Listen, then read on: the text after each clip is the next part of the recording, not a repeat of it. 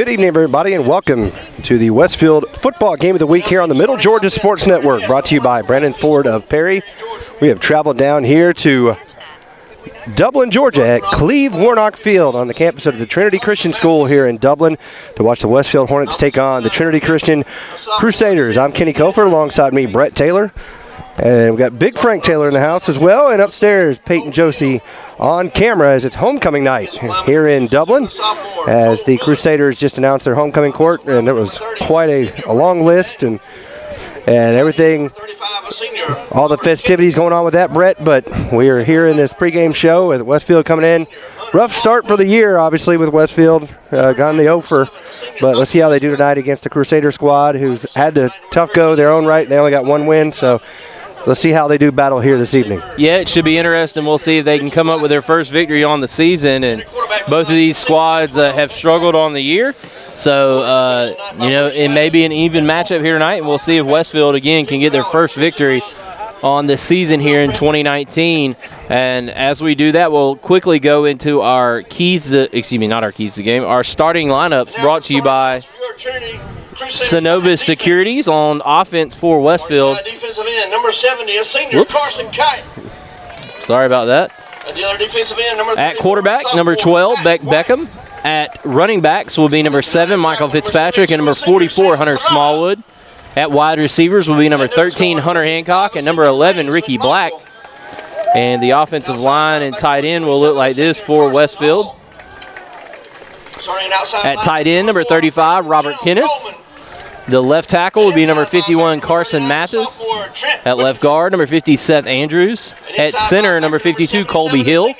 At right guard, number 62, Cole Miller. And at right tackle, number 30, Braden McDaniel. So the defensive starters for Westfield look like this.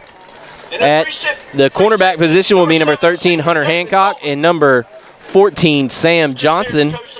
The safety will be number 15, Chris Kennis. Linebackers will be number 8, Coleman Williams. Number 7, Michael Fitzpatrick. Number 35, Robert Kennis. And we've also got number 24, Clay Walton here on our other list. And the defensive line looks like this. At defensive ends will be number 50, Seth Andrews, and number 21, J.B. Bearden. And the defensive line looks like this: number 62, Cole Miller, and number 78, Cal Langston. So those are the starters for Westfield on defense. And now we'll jump into our keys to the game, brought to you by by the Middle Georgia Orthopedics. Yeah, and our keys to the game, Westfield's got to figure out how to eliminate turnovers. They need to stay ahead of the sticks. They got to keep everything in front of them. They had some problems with folks getting behind them. And then also, I think they need to play with some emotion here tonight, Kenny. Figure out a way to just get out here, get excited, get some early success, and get things rolling. It looks like the Braves just finished off the Cardinals here in Game 2. Yes, I'm so excited. I'm sorry. I went up there yesterday, had tickets for tonight, but I'd rather be here with the Westfield Hornets as they are taking on the Trinity Christian Crusaders here this evening. Should be a great matchup between the Hornets. Traveled here from Perry, about an hour's drive to the northeast, I guess? Northeast, Southeast, I guess. No, northeast. Okay. South would be more towards Statesboro. Yeah, I think we're on the other side. I don't know, but I just suddenly feel something called a breeze. Oh, my goodness. Folks, we're sitting on these hot concrete bleachers that are radiating heat, and we got a breeze going. So. Yeah, it's blowing a solid 2 miles an hour wind, but it feels like a hurricane. It feels so good right now. So now everybody's coming and telling us Braves won because everybody's excited. Yes, so Braves going back to St. Louis, tied 1-1. But here we're moments away from kickoff as they've stopped the clock. Both teams, I think, are still in the locker room for some reason. Westfield's bouncing around in their locker room, and here comes Trinity out behind us. So we're a few moments away from the start. I guess they're going to be a little delayed with the kickoff. Yeah, probably because of the festivities for homecoming that went on beforehand, so that's understandable. But we will go ahead and take a little break here, give us time to possibly get the national anthem, the prayer, and all the other traditions done before we come back, and then we'll be back with some first quarter action. So last night. Brett and Kenny will be back here in just a moment here on the Middle Georgia Sports Network.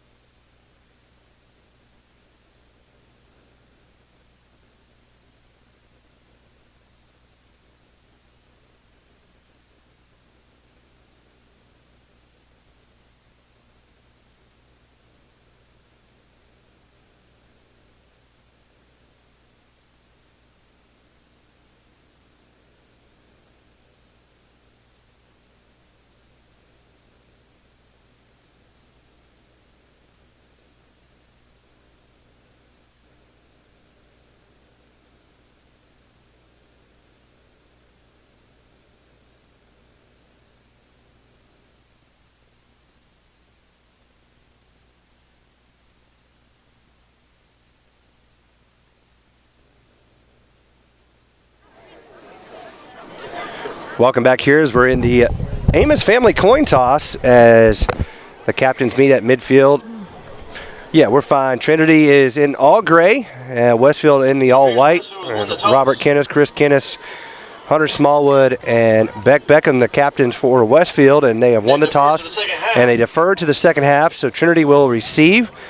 They'll be defending from right to left, so Westfield in the road whites and green numbers trimmed in gold. As we begin tonight's contest, And as I said, Trinity doing the gray tops and bottoms with the blue helmets and the T on the side. So looks like we were a little early coming back, and now they're going to do the national anthem in the prayer. So promise this will be a short break, and then we'll be back with football here in just a few moments on the Middle Georgia Sports Network.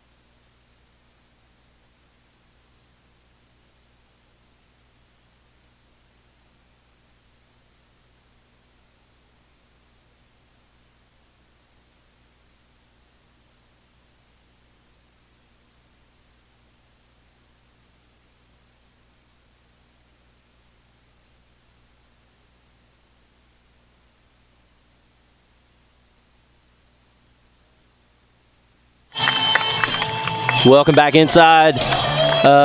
What's the name of the Warnock? Cleve Warnock. Cleve Warnock Field. I can't even see that now. Yeah, this guy here, the PA announcer, he's pretty enthusiastic. Yeah, that was good. Westfield taking on Trinity Christian out of Dublin, and we're about to get things kicked off here. Kenny and I having an unusual setup as we're not going to sit down on these hot bleachers anymore. Now, we're sitting actually in the top row of the home stands, right, surrounded by Trinity fans. And who have been very entertaining and fun and nice to us. Very much so, but it is hot. Very, very hot. And we sit on these concrete slabs, and it's like cooking.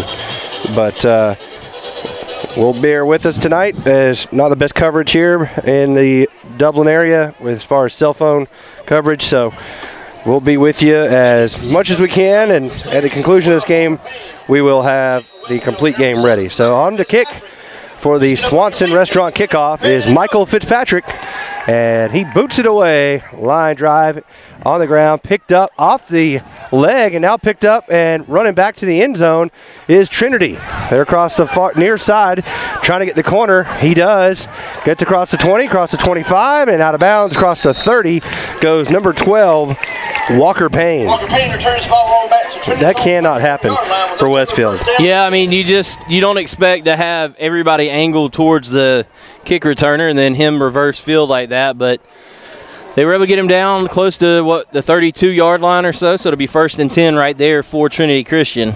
Yeah, Westfield had him all the way back to the 1 there, but as I said, that was Walker Payne running it out to the 31. So 30 yards on the return.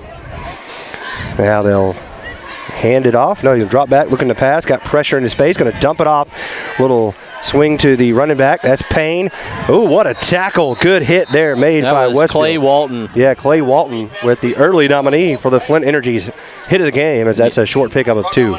Yeah, they wanted to come back on this wheel route to the running back out of the backfield, and he was covered, but then they dropped it off to the other running back out in the flat. Good job right there by Clay Walton coming up and closing in. Only gave up 2 yards on the play. They wanted to hit the post initially, I think. So now they'll hand it off. Payne to the right side. Looked like Bearden was being held. At least he was trying to draw the penalty. As that will go out across the 35 to about the 37-yard line. That is a pickup of about 6 yards. It'll be 3rd down and 3 to go. Fun. Uh-oh, what happened? Stat program? Yeah, it's overheating on me here. So sorry about that. Yeah, it's even the electronics. Everything messing up with us now. But a man in motion, fake the toss, looking to pass. Want to go tight end trying pop to set it up again. Gonna have to throw it across his buddy out of bounds, and that's going to be a 3 and out for the Trinity offense, and Westfield's going to force a punt. Good defensive possession for the Westfield Hornets. Yeah, that was huge right there. Good coverage by the Hornets, and nothing going. That's a progression route there to the outside, almost like a flood on the play action, and nowhere to go with the football. I think they wanted to go to the tight end, and he fell down on the way out of the backfield. Yeah, then they had Payne out there, but Payne was kind of like an escort block, if you will. So Westfield's going to force the punt here. Yeah, we got who's back to receive? That's Hunter Smallwood, I believe. Is it? Yep. Good call, Kenny. Thank you. Why is the clock running? Well, Westfield jumped offside. That's a 1st down. But why was the clock running? I don't know. That don't matter. What matters is it looks like, was that Hunter Hancock? Shake that flag. That's frustrating. Very much so. So on 4th and 3, Westfield jumps offside. Moves up 5 yards will be enough for a Trinity 1st down. That is not what you need for Westfield. I mean, that's just lack of concentration there by the Hornets, and now 1st down and 10 for Trinity. Coleman under center here. Got wing back to his left, puts the man in motion. He's going to hand it off inside. Good job by Westfield there, as that young man in the backfield was number 62, not Jay White, but Cole Miller. All in the middle for a short gain. Cole Miller with a tackle up the middle after the 1-yard gain. I like this PA guy. Brought down by a hive of Hornets. He's entertaining. Hey, what was that guy, the North Avenue Beehive? So Brett having conversations on the side here. Sorry, my bad. Roll it out near side. Going to throw. Got a man, and it's caught.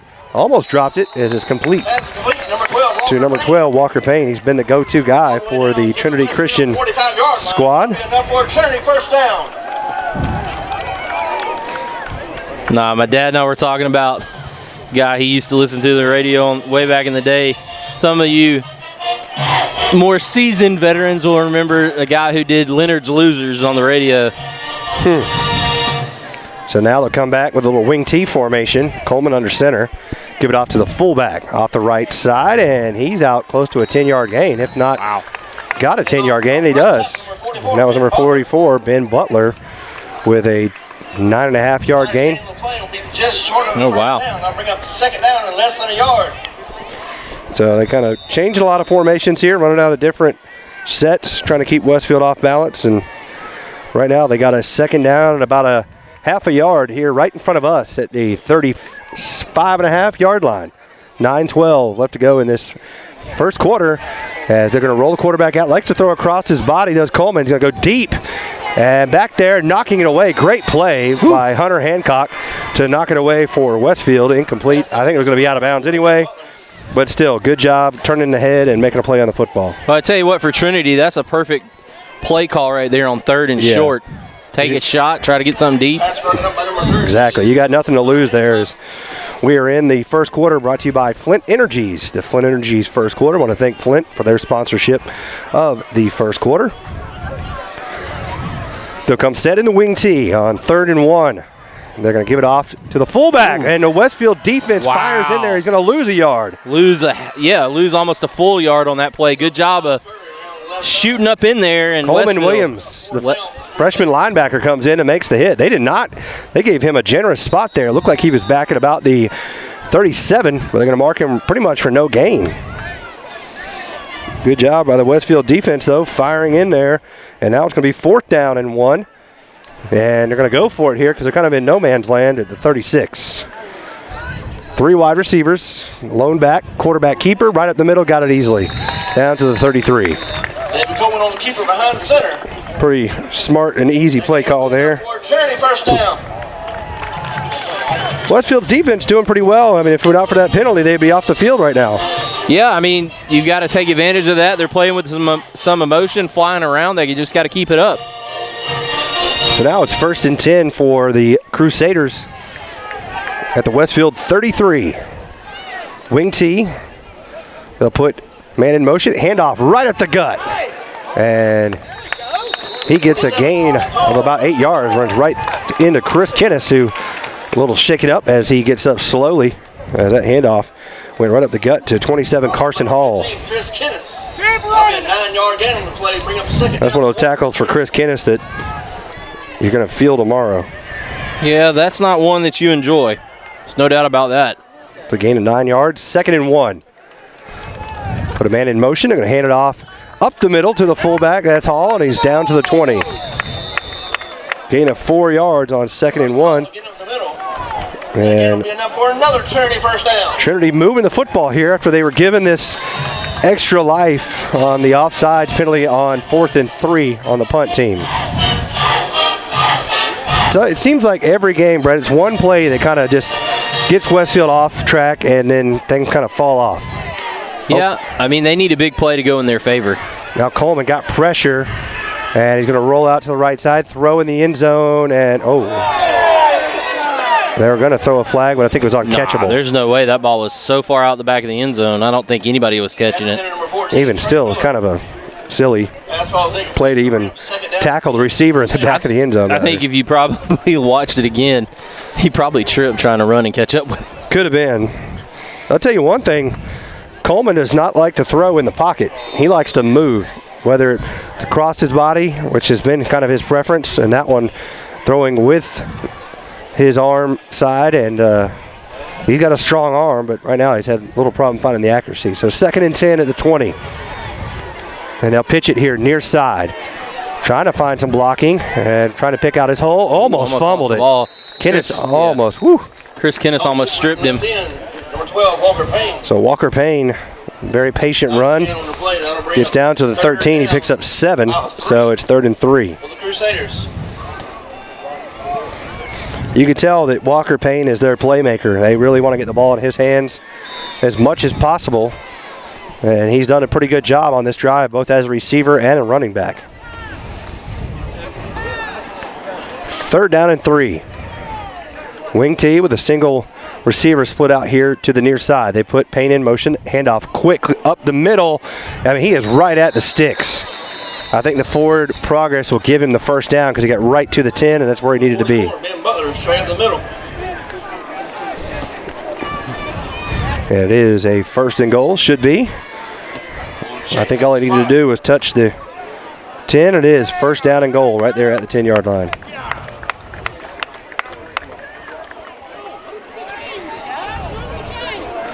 So 1st and goal at the 10. Almost half the quarter gone by as we have a timeout for a measurement. I don't know about well, I mean, it was just, it's hard to tell from our angle, Brett, but. Yeah, I thought he touched the, I don't know if he just had to touch the 10 or, you know, how far he had to get. It looks like the ball's right touching the 10-yard line, so. It looks like he had to get just to the other side of the 10. So it's either 4th and a short one or 1st and goal. This past week has been homecoming week. And each day of the week, Let's see what they mark here. And seniors were asked to bring in items to donate to local missions in Lawrence County. As chain gang On Monday, marking it off, and the scoring of the Got it. Looks like it. I don't know. In 4th place, the sophomores. Maybe 3rd even- place, the juniors. He's just short, I think. Wow. And in 1st place, the seniors. Barely. I mean, he's a millimeter short. Wow. I'll give him about 5 inches, so it'll be 4th down and a couple inches to go. So they say he was just short. So we'll see if the Westfield defense can hold here. Obviously, if you're Trinity, you got to think they're going to be quarterback sneak here, you would think. You're short about 2 links of a chain. Let's get up for this offense. I mean, if I'm Westfield, I don't even pretend. I got my linebackers plugging holes. I got every single person. And I'm just flying. I'm knifing in there. What are we doing here? Oh, okay. The Coach Lane over there talking with the head referee on the other side of the field. I wonder what the delay was. The Trinity coaching staff was like, "Hey guys, get out of your formation." So, let's see here. I hear a dog. Somewhere. All right, this So now we're set. So 4th down. 4th and inches here at the 10. Clock is ticking. They're going to do QB sneak. Oh, man. Got it. Yeah, he got it. Extra push there from the offensive lineman on the backside. Number 77, Nice push. Peyton Howard, gave him the push to senior. And it is a 1st and goal at the 9. No need to check the spot, my friend. That was pretty clear. So Coleman picks up the 1st down, and now it's 1st and goal. Long, time-consuming drive here, Brett. Yeah, I mean, they've done a good job, as you said, just staying on schedule other than the 3 and out that had them, and then they picked up the 1st down on the penalty. Now Coleman rolling out right side. He's going to keep it, and Robert Kinnis is going to bring him down inside the 5. David Coleman on the keeper around right in. Going to mark him at the 2 or 3 yard line. So they're going to mark him at about the 3. It'll be 2nd and goal right there after gain of 6. 2 yard line. It'll be 2nd down and goal for the Crusaders. So 2nd and goal here for Westfield. They'll send in a man late into the formation, and that is Carson Hall for Trinity. Coming out will be, was that number 2? Yeah, number Kyle 2. Curry. Going with the wing T again. Single receiver split out to the right. They're going to hand it right off up the middle. Carson Hall, and he's chopped down. About a yard short. 27 Carson Hall. Cole Miller, as well as number 8 there for Westfield. That's Coleman Williams, the freshman linebacker, really making a name on this drive.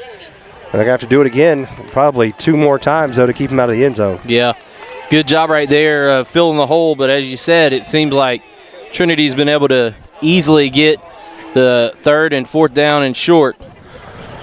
We're down under 5.5 to go in this first quarter, and Westfield has not touched the ball offensively. Again, up the middle, spinning off in the end zone for a touchdown. Goes Carson Hall for the score. And with 5:18 to go in this first quarter, it's 6-0 Trinity with the extra point forthcoming.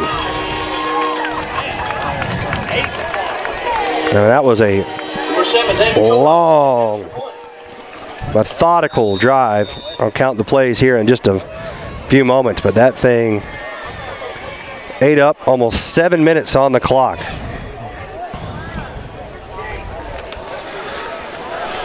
So on for the extra point will be the quarterback, David Coleman. High snap, hold down, kick up, and kick is good. So 5:18 to go in this first quarter. It is Trinity Christian 7 and the Westfield Hornets nothing. We'll be back in just a few moments here on the Middle Georgia Sports Network.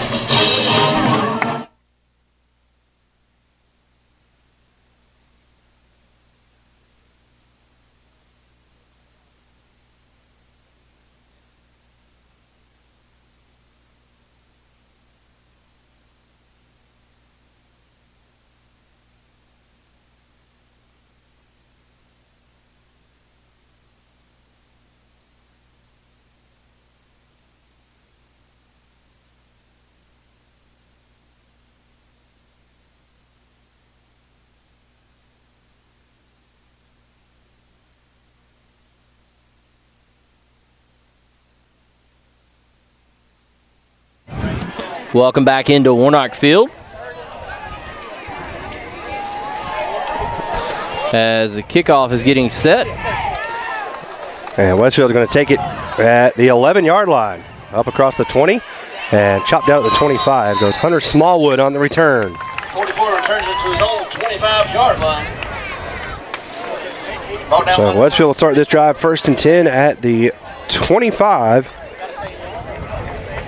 Zach White on that tackle. So let's see what the Hornets do here. Down 7-0.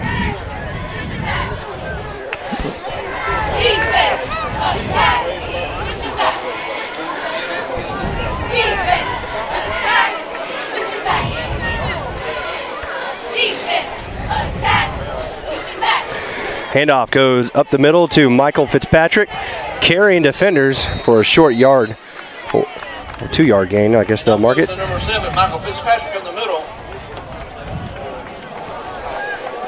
It's going to be tough sledding. Westfield trying to pound the middle of that defense. Brett's gone quiet. Yeah, I've gotten really hot. I'm sweating like a beast. Oh. So it's 2nd down and 8. 3 wide receivers. Running back to the side of Beckham. They're going to roll Beck out. Gets a block. He throws and incomplete as he was looking for Kinnis, who goes down to the turf. Incomplete. Pass intended for number 35. Robert Kinnis falls incomplete. That'll bring up 3rd down. So it's 3rd down and 8 for Westfield.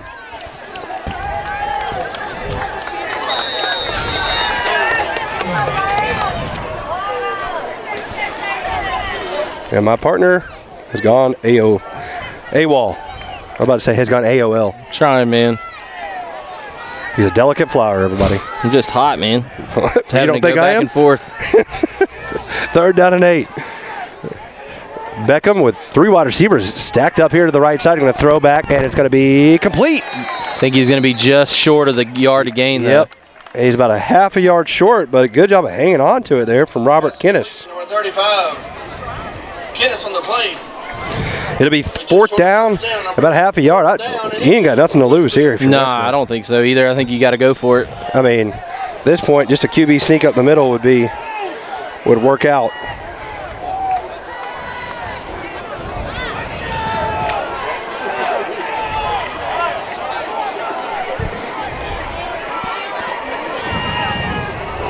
They got it. Yep, a little QB sneak, and they pick it up.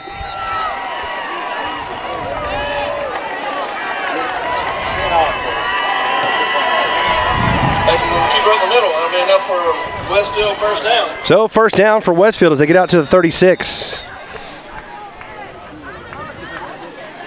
What? Oh.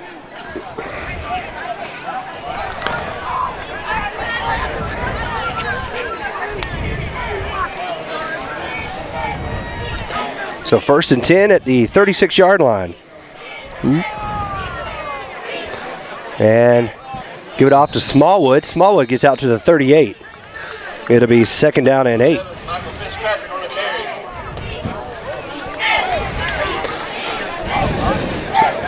That's correction. That was Hunter Smallwood on the carry. You want to try my phone, Brett, to see if it's service? We can, but it's the same cell service. That's true. My phone's cooler than yours, but we'll try. Here, let's plug mine in. I'm losing juice. So now it's 2nd down and 8. And they're going to pass, and it is tipped at the line. Incomplete. Beckham's pass falls incomplete. So it'll be 3rd down and 8. Bring up 3rd down for Westfield. Westfield trailing here, 7-0. They had stopped them on a 3-and-out, but an offsides caused the Trinity offense to have another chance. And then they move right down the field on about a 7-minute drive to score. Carson Hall from 1 yard out. Give it off to Michael Fitzpatrick. He's got a 1st down, dragging defenders across the 50 down to the 49-yard line. And now goes to number 7, Michael Fitzpatrick. Good run from Michael Fitzpatrick on 3rd down and 8. He picks up a Westfield 1st and 10 As that's a Planters first. First down. I want to thank Planters First Bank for their sponsorship of Westfield Football and the Middle Georgia Sports Network.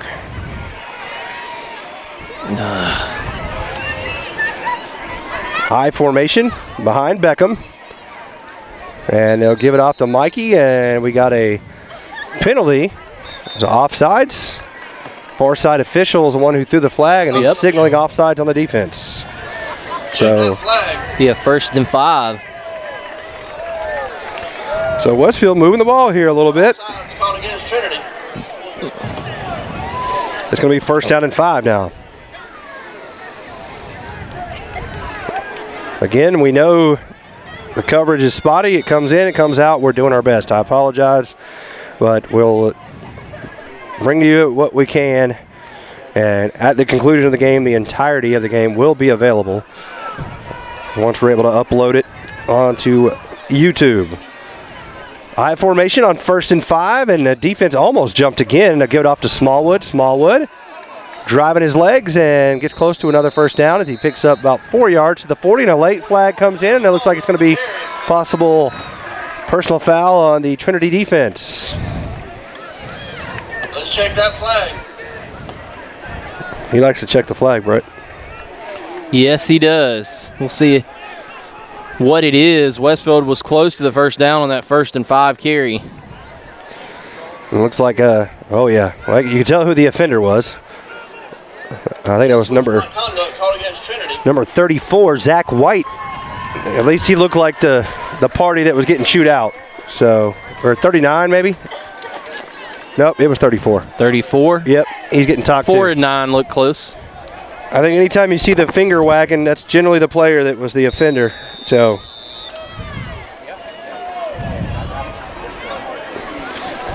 So the personal foul will give Westfield a 1st down and 10 on Planters First Bank. 1st and 10 at the 25. They trail by 7, and they're on the move, and now we get a timeout called by Trinity Christian. That'll be their first timeout. As 1:01 left to go in the first quarter, it's Westfield nothing, Trinity 7, but the Hornets are driving here on the Middle Georgia Sports Network.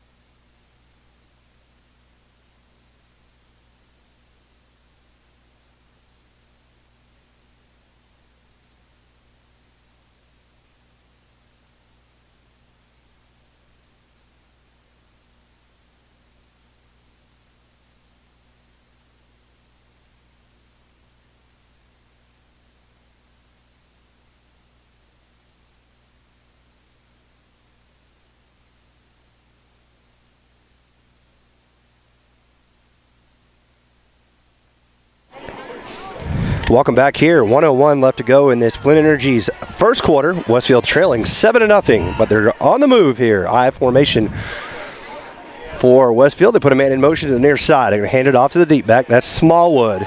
And a good defensive play made there by Trinity, as that was number 2. Kyle Curry bringing down Hunter Smallwood for a loss of about a half yard. It'll be 2nd down and about 11. Yeah, kind of taking a page out of Westfield's defense book. Slicing through the one of the gaps right there. Bring up 2nd down and 11. As this first quarter is winding down very quickly. It was a very heavily dominated by Trinity. Both teams have only had it once. So Westfield's close to 5 minutes on their drive already, as they have 2nd and 11 at the 26. Give it off to Michael Fitzpatrick, and he's just carrying defenders. Look at the man. He will not go down, but he goes down finally at the 25-yard line, and what will most likely be the last play of the first quarter. Right down by number 70, Carson Kite. As he picks up one, and that'll put a lid on this opening quarter here from Dublin, with the Trinity Christian Crusaders up 7-0 over the Westfield Hornets. So we'll be back right after this on the Middle Georgia Sports Network.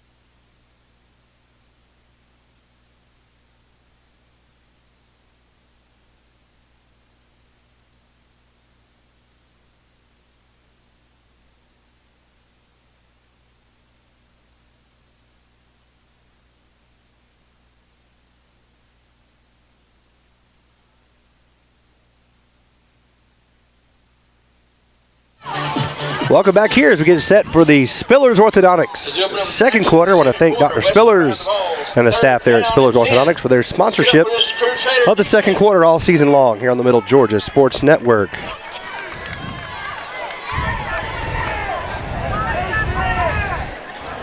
And it's 3rd down and 9. They're going to fake that inside give. Now they're going to pitch late to Smallwood. Smallwood trying to get to the corner. Good open field tackle there by David Coleman to bring him down. Otherwise, that could have been a pretty big play for Westfield as they have it now 4th down and about 7 yards at the 21. Yeah, good pitch right there, but a great shoestring tackle in the open field to keep him from getting loose. Now Westfield in kind of no man's land here. It's about a 39-yard field goal attempt from this point. So they're going to go for it on 4th down and 7. They're going to put Beckham in shotgun. 3 receivers to his right, 1 to his left, and Trinity's going to call a timeout. Not sure reasoning behind that. Their coach not pleased, and we can stay here, Brett. Save you from having to bend over and do that. That'll stop the clock with 11:16. I'll kind of run through some. Our keyboard is going to short circuit with all the sweat that's dripping on my face onto it. Yes, I hear you. On Thursday, Let's see here. Give you some first quarter stats. Got to be pretty even, I would think. Westfield's driven the length of the field, so did Trinity. Did you screw something up? No, it takes a while. Yep, because we don't really have any service. I think I'm kind of flying blind here. Oh, it didn't really give me. Flying blind, man. We're flying blind. Well, it's crazy. It's so frustrating. Well, whatever. Well, let's see. Where did Westfield get the football?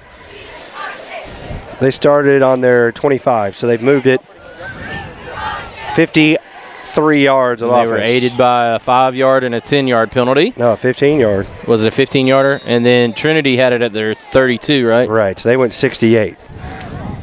So, still pretty even probably. It's so facto. So we're back here from the timeout. Westfield with a 4th down and 7. Beckham looking to pass, trying to set up a screen. And he's going to go backwards. Now he's going to throw late. Nobody there. And that's Robert Kinnis is right there. Yeah, but that's not very close. Oh, they're going to. Well, he wasn't near that, Brett. That was. Oh, I thought Robert Kinnis was close enough. Yeah, he was in the zip code. It depends on what the referee's definition of area is. Yeah. So that is a most likely intentional grounding. That will give him, it's the spot of the foul. He threw that all the way back around the 40 or 45-yard line. Did he not?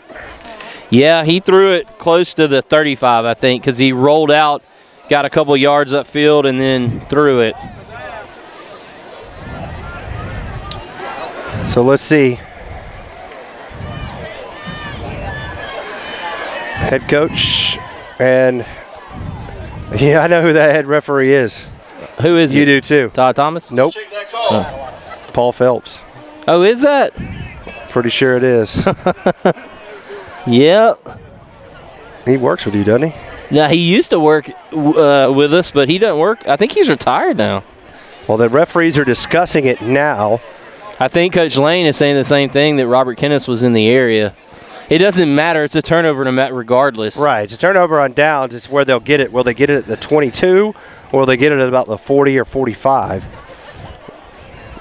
They're still discussing. And the Trinity coach here kind of trying to talk them out. Really, it's not a whole lot. Well, no, I guess it is because the line of scrimmage was an 18-yard difference. 22. I think they're going to spot it. Maybe it's a 10-yard loss of down. Maybe they'll put it to 32. It's not a spot foul then? I guess no, maybe not in the high school ranks. No, it is. They're marking off the penalty. It must be a 5-yard penalty from the spot of the foul. I guess. They're going to say that the foul was at, or the throw was at the 30? Evidently. 5 yards with a loss of down. Yep. Well, Kenny, we might be getting lucky on the broadcast. Let's knock on some serious wood because it's stayed pretty consistent so far. Maybe your phone did the trick. Maybe. So I know folks were frustrated, and believe me, folks, we are too. It's just we're victims to rural Georgia sometimes with our cell service. David Coleman rolling out far side, and how did he get out of that? It looked like Westfield had him lined up to lay a big hit, Braden McDaniel, and somehow he squeezes through out to the 40-yard line. They're going to give him to the 41, so that's a 6-yard gain. Yeah, Westfield's defense has got to step up right here because it's got to be dejecting for their offense considering they drove all the way down the field and couldn't get points. But you've got to figure out a way to stay in the game here and not give up any. Fumble. Uh-oh, it's on the ground. Westfield's got it. Ball's on the ground. Let's see. I think they do. They do have it. Wow. Westfield finally catches a break. Michael Fitzpatrick comes up with a fumble recovery, and the Hornets have it 1st and 10 at the 42-yard line. Tell you what, that was exactly what the Hornets needed. Who was that who fumbled? I had to look down. The running back tried to get it in his grasp. Was that 27 or 44? I did not see. So a turnover. Westfield, something positive to cheer about. And again, Michael Fitzpatrick fell on that football. And now Westfield in business here. Defense did just like you said, Brett. They came up big when it mattered. Yeah, they had to figure out a way to turn them away.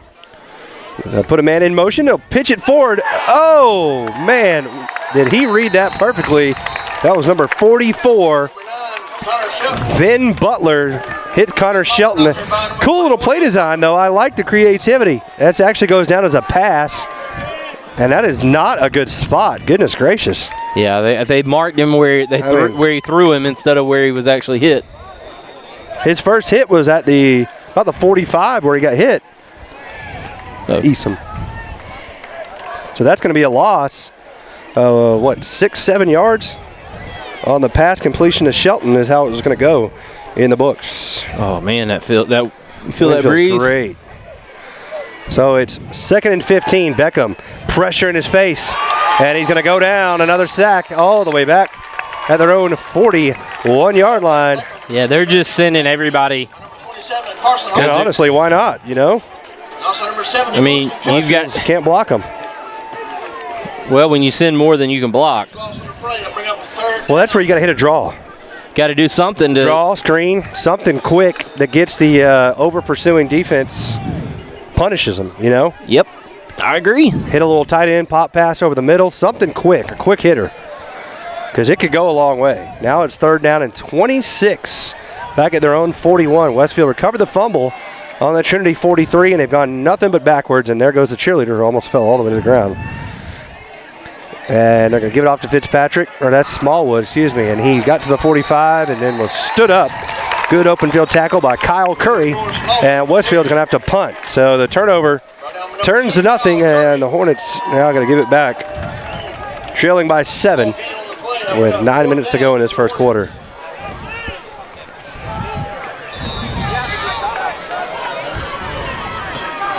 Number 7, Fitzpatrick, begin punt formation. So Michael Fitzpatrick back to punt, and back deep to receive is David Coleman and Walker Payne. Good snap. Michael's got it, and he booms it kind of off the side of his foot, a little wobbly, but it takes a Westfield roll and goes inside the 25. It'll be touchdown at the 24-yard line Ball's going to roll dead. And Trinity Not the best punt for Michael. First down and 10. Kind of off the right side of his foot there. So that pushes it down to the 24. 32 yards on the punt, nothing on the return. And that's where Trinity will start this drive with 8:28 to go here in the second quarter. And let's see if my stat program is updated a little bit here, Brett. It finally caught up a little bit. Westfield now 21 yards after losing all those yards on that last drive of offense. They put Coleman in motion. He reverses field, and Westfield just stops running. And there goes Coleman as he's knocked out of bounds. Michael Fitzpatrick was there, and then he got around him, and he just quit, just stood, just watched. Midfield all the way down to the Westfield 41-yard line. So they get it down to the 41. Crusaders. That's frustrating there for Westfield. I don't know if you could see it. They had the pursuit there, Brett, but I just think they over-pursued, got out of position. He had the angle on him. He wasn't going to catch him. Yeah, I don't know. I don't know what to say. 35-yard gain for David Coleman. Now they're going to pitch it out here near side. Walker Payne. Good job by Bearden, standing him up, and now the Hornets are going to come help him out and bring him down for a loss down to the 44. So that's a loss of, 3 yards? Back to the 44. Good job of pursuit there, and a great job by J.B. Bearden. Well, the Trinity coach wasn't too happy with some of the extra defenders coming in, but hey, you don't want that. You just go down the ground then. Well, yeah, and as a defensive player, you're taught to play to the whistle. Exactly. That's one thing I've noticed these days is that referees really struggle with blowing the whistle and at the end of get plays. People hurt.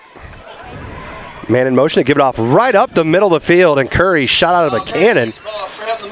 Gets down to the 39-yard line. Picked up a what? Like 5 yards down to the 44. So that's one of those runs right there where he knows he's not going to last long on his feet because he's leaning so far forward. It's a Peyton Black run right there. Exactly. Got that lean where I'm gonna get 5, not much more. But it puts him in more manageable situation as opposed to getting stopped for maybe a 2-yard gain. You got third down and 8.5, 9. Coleman. Oh, good pickup on the blitz. And now Westfield got pressure. He's going to throw it away. Good throw. The receiver was coming into the window, so not going to get a grounding. Well, I'll tell you, Kyle Curry put a lick on Coleman Williams. The young freshman playing a pretty good ball game here so far in this first half. Yeah, we'll see what happens here, whether or not Trinity elects to go for it. I think they will. Yeah, I think you're not in a – if you don't, maybe you line up in a – it might be a pooch kick here because a deep shotgun and pooch it down. Because Coleman's kind of that guy. I think that's what bad snap over his head. And now Coleman stuck. He's just going to throw it across the field, and he's going to be hit and brought down. You can't do that. That's the center. That's number 51. Illegal touching? That's illegal touching. Yeah, there they go. Yeah, Coach Lane had to call that. You can't throw it to the center. Not unless he's on that. Yeah, I don't know if there's a center eligible play. I know there's a tackle eligible, right? Don't they rub the jersey reporting eligible? Let's check that flag. That was very interesting. Westfield's had that happen before earlier this year. I've seen that happen where it's gone for a first down, not this year, but even back, I think, when Westfield won a couple of state championships where the play broke down, you throw it to somebody deep down the field, everybody's running after the quarterback. And that was interesting. So the penalty. It doesn't matter because it turns it over on downs. They're going to maybe gain 5 yards from it. I don't know what the administration of the penalty would be. I guess it matters for that, but, for the most part, the outcome is Westfield's going to get possession here inside their own territory, but they're going to get a little bit better field position after the mark-off. I think it's a 5-yard penalty. Yep, illegal touching. That's funny. That receiver or that kid who caught it was like, oh, my gosh, I caught the ball.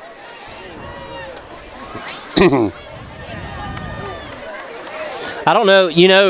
Number 51 caught it, but it's not. He kind of had the size of a wide receiver. Yeah.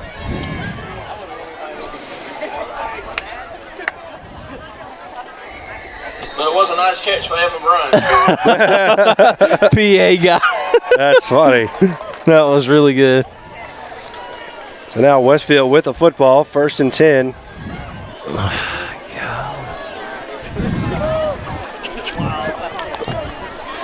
At the 42. And Hunter Smallwood. I tell you what, his offensive line helped him out a lot. Just kind of piled on the backside. 44, Hunter Smallwood on right tackle. That's one of the things in football that I despise, but, you know, use it to your advantage if the rule's there. I mean, they've made that Second down and 4 from the Hornets. they've made that legal, but it almost turns football into rugby. The bush push. Yeah, exactly. My dad hates that. I'm kind of with him. I don't think that should be allowed. Well, I think it's a dangerous play, to be honest with you. That's how people get hurt. Everybody trying to push against each other like that in a big mosh pit. Ooh. Defensive line moved. No penalty flag, but they give it off to Fitzpatrick. He's close to a first down. It looked like after the defensive line moved, one of the offensive linemen bobbed his head and no call. They're close enough to a first down to stop the clock. Fitzpatrick in the middle. Brought down number 27, Carson Hall. I think he's going to be just short. He had to get to the 51-yard line, I think. Yeah. What's wrong? Yeah. It's not working? Nope. It doesn't know how to do ineligible Illegal touching? stuff. Yeah, so it just messed the whole thing up. So it looks like we got a timeout on the field. Is it a measurement or is it a timeout for Westfield? I think it may be a Trinity timeout. No, it's a measurement. Yeah, measurement here. Westfield with a football at the 49. Timeout on the field for a measurement. I think it's going to be third and about a half a yard. As I said, I think he needed to touch the 51-yard line. Maybe in the Canadian League. 14 inches short. 14 inches. He is exact. 14 inches. He's got one of those rangefinders like in golf. He's just looking at it, lining it up. Yeah, that's 14. Right on. He must have that string like they give you when you play scrambles, you know? Right. You can use all the string to finish out putts. And when your string's out, you're out. You can't do it anymore. So it's short. It's 3rd down and 14 inches. So somebody must have taken a timeout because they're not starting the clock back up. And quickly, a little QB sneak and a 1st down and 10 for the Westfield Hornets. That's a Planters First Bank, 1st and 10. Beckham on the keeper behind center. 5:49 left to go in this Spillers Orthodontics second quarter. A lot of ball control here in this ball game. Westfield, there's their 3rd drive. They forced a turnover. They're up +1 in the turnover margin, but they trail by a score, 7-0. A little bit of a breeze finally. It's cooled down to a nice Arctic 87. Arctic. Here in beautiful Dublin, Georgia. I formation. And they'll give it off. Smallwood, big hole left side. Hunter Smallwood, stiff arms, but he's brought down from behind. Good tackle, but a good run, and Smallwood a little slow getting up. On his knee there, kind of spun around there at the end of it. Tackle made by Wade Walker, not the one and only Wade Walker from Perry, Georgia. The W squared. Oh, World War Wade Walker. World War 24. That's it. One of my favorite players to ever come through Westfield. He was hilarious, good dude. Dad, obviously the state representative, I believe, if I'm not mistaken, or senator, one of the two. Yeah, I think he's a state senator. Mr. Larry Walker. Yep. Love his grandpa's sandwich over there at Grillmaster Barbecue. Mm-hmm. So he goes out of the game a little bit, getting looked at by Joe. Take a seat on the end of the bench. Hopefully he's okay. But a good run. That left side of the offensive line really opened up that hole off the left tackle. Good blocking. Was that Braden McDaniel over there? And Bearden. So 1st and 10 on Planters First Bank. 1st and 10. Hornets right in front of me, right here at the 36. Fitzpatrick, the deep back. He'll get the handoff, right side. And he is just a bear to bring down, backing his way down to the 31-yard line. They just running that kick play out there. They're kicking out that defensive end. Uh-oh. Looks like somebody's hurt. We got us an injury timeout on the field. This is a Houston Healthcare injury timeout with the Crusader down and 4:49 to go here in this second quarter. We'll take a quick break. You're watching Hornet Football on the Middle Georgia Sports Network.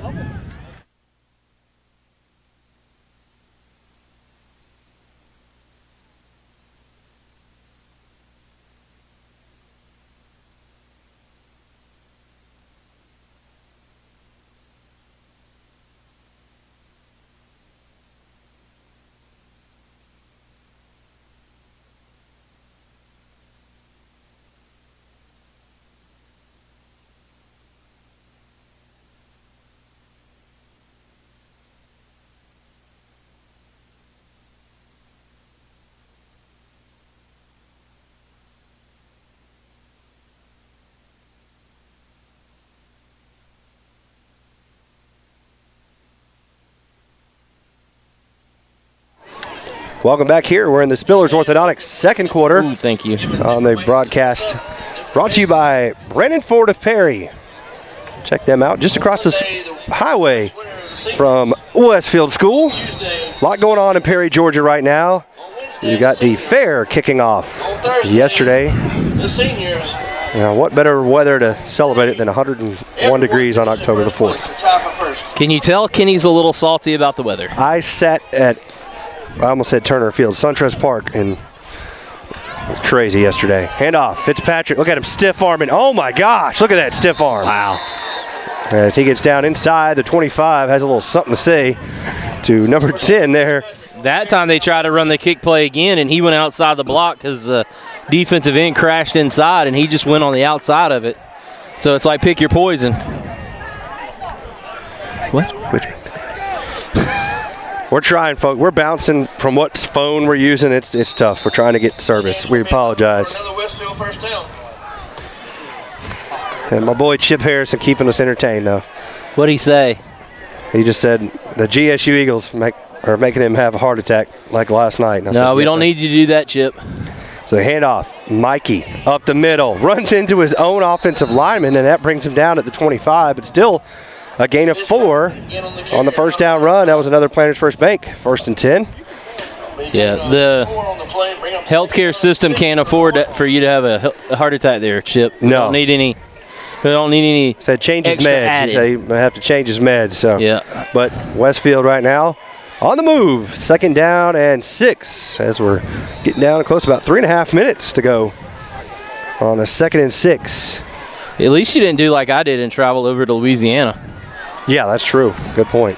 That would have been awful. And it was as hot then as it was today. Mikey again, left side. Michael down to the 16. Westfield's might have found themselves a little offense here in this second quarter, and he is number 7. Well, I think if they continue to do this, they're starting to wear physically on Trinity, and Trinity's been on the field for a while defensively. Bad thing is over there on the sideline, number 44. It's hurt. Hunter Smallwood. It's like he might have his dad down there with him or somebody as he's getting, looks like his right knee looked at. Left knee maybe? Yeah. Or, can't tell, whichever one. man, they're calling another timeout. So another timeout called by Trinity here with 2:47 to go before the half. It's Crusaders 7, Hornets nothing here on the Middle Georgia Sports Network.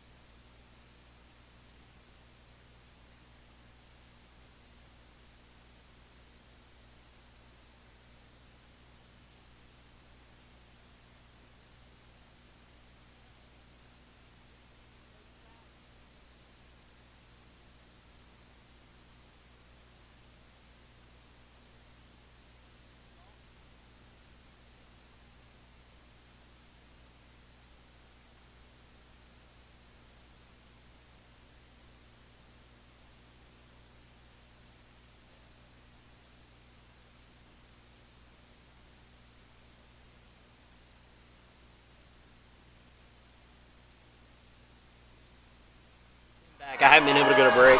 Welcome back here with Westfield Our feet was all important. on the move on 3rd down and 3 at the 16-yard line. Now we're going to flag. Oh, too many men on the field. That's going to be a first down. That flag. That's frustrating. Trinity coach is like, and that'll be a first down. Out of timeout, we had too many guys on the field. That's rough. And the thing is, that's actually good for Westfield because they can pick up a first down inside the 5-yard line. Legal substitution against the Crusaders. Yeah, that's going to put it 1st and 10 at Planters First Bank. At First about and 10. the 11. So they can pick up a first down at the 1. Frustrating for sure. Especially out of a timeout. Oh, no doubt. But now he's got that poor position of standing right beside the coach on the sideline. Yep. I formation. Oh, yep. And Westfield gives it right back. Check that flag. Michael Fitzpatrick Against Westfield. kind of leaning forward, lost his balance. And 5 yards back the other way. But here's the thing, though. It picked them up the first down, the first penalty. That's the only difference. yeah, that's true. I'll bring up first down at 15 for the Hornets. So 1st and 15 for Westfield. Here at the 16-yard line.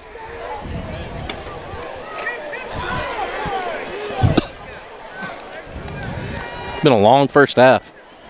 As quickly as it started. Right. So Fitzpatrick, deep in the eye. He'll get the handoff. Kick out block to the right side. Fitzpatrick on his feet, and Michael Fitzpatrick, almost called him Ryan, in the end zone for a Westfield touchdown. That's a Woodland subdivision touchdown for the Westfield Hornets, and we got a player down on the goal line. Ooh. He is face down. The young man was in the unenviable position of seeing number 7 run right at you. That was number 10. What a play. Wade Walker. That was huge for Westfield. So big run there from Michael Fitzpatrick. A 16-yard touchdown run. And the Hornets are an extra point away from tying this up. That's about what, 220 pounds meets probably 140. Yeah, that's not a favorable matchup. No. Hopefully the young fellow is good to go. That's not working.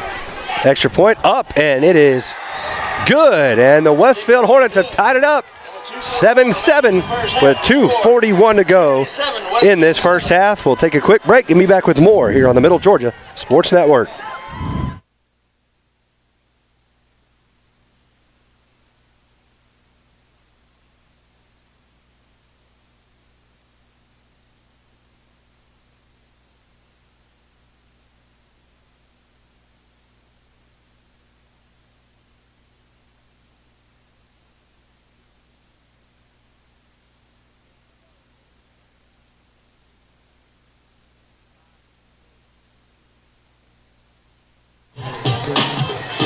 Welcome back here to Cleve Warnock Field here at Trinity Christian School in Dublin.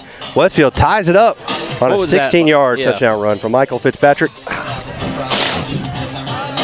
Trying to get the... I'm getting old, man. Trying to get the service back. Still no luck, Brett? Not yet. Switch back to your phone? Yeah, I did. There we go. Trying to update the Facebook. When you're not so... A little lean on me going on here. Your friend. So on the kick for the Westfield Hornets here on the Swanson Restaurant kickoff is Michael Fitzpatrick. He scored the touchdown, kicked the extra point. Now he'll kick it away here on the Swanson Restaurant kickoff.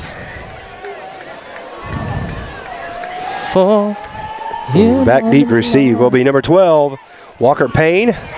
And he'll take it on a hop. And nope, watch it roll into the end zone. So that's where they'll start to drive. First down and 10 at the 20-yard line. Tie ball game. That's a good one here. Westfield gets the ball coming out of the second half, so they can stop them here and maybe take the lead early in the third quarter.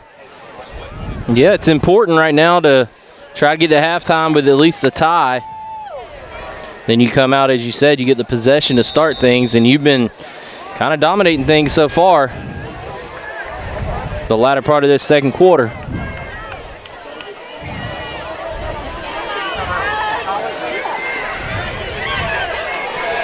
And now the run off to the far side is that Walker Payne as he gets out to the 25-yard line. It's a pickup of 5 yards on first down.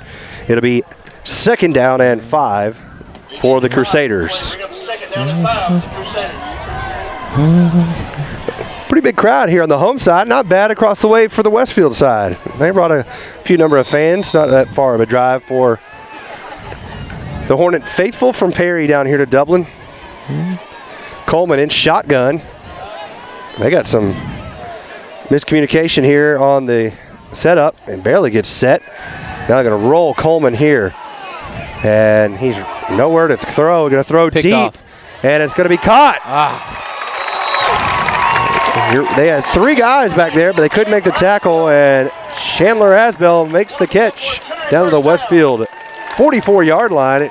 Back on the coverage that time was Sam Johnson, but he could not get in front to make the tackle. Good job by Asbell using that body to box him out. Yeah, he was there. I thought he was going to pick it off, but he couldn't get in front of him. I mean, he had a beat on the ball. Asbell, bigger receiver. 44-yard line. One thing I've noticed is Hunter Spence not in there. I guess he might be injured from last week. Sam Johnson at the cornerback position. Westfield going to go deep down the far side in the wheel route, and incomplete. He had it in and out of his hands. Wow. Incomplete. It's a good play. Yeah, they kind of rolled the quarterback and had that wheel route out of the backfield. Man was open, and he just kind of ran out of real estate. Was too busy trying to keep his eyes on staying in bounds and couldn't haul it in. Well, the ball kind of floated, and he was trying to tiptoe, wait on it and make sure he had his feet in bounds, as you said. So it'll be 2nd down and 10 after the incomplete pass. Clock down to 2:14. Coleman going to go under center with the 2 wing backs. They'll give it off to the fullback. And what a job by the Westfield defense. Cole Miller brings him down in the backfield back to the 45. Yeah, and here's the thing. Trinity has no timeouts. That is true. They burned them all. Number 62, Cole Miller. So Cole Miller brought down from behind, or brings the man down from behind. And it's going to be 3rd down and 11. Another thing we got working against us here is it is so hot on this concrete and whatnot. It's just the temperature on my phone literally shut my phone off. I was about to say, tell them about what happened to your phone. Yeah. I mean, it literally just shut off. And they're going to roll the quarterback out. Coleman, little RPO option here. But Westfield trying to keep contained on that far side. Good job. Boxing him in. And he still gets out of it. Are you kidding me? And he goes out of bounds inside the 30. Westfield played that perfectly. And they still could not hem him in. Uh-oh, what happened? Holding? Nope. Michael Fitzpatrick basically body slammed somebody after the whistle. Yep. Told you he's good for a couple of games.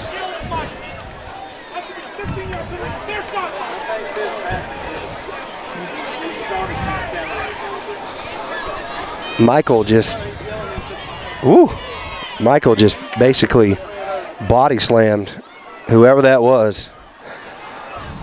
Let's see what referee Paul Phelps is going to call. Personal foul. Personal foul called against Westfield. On Michael.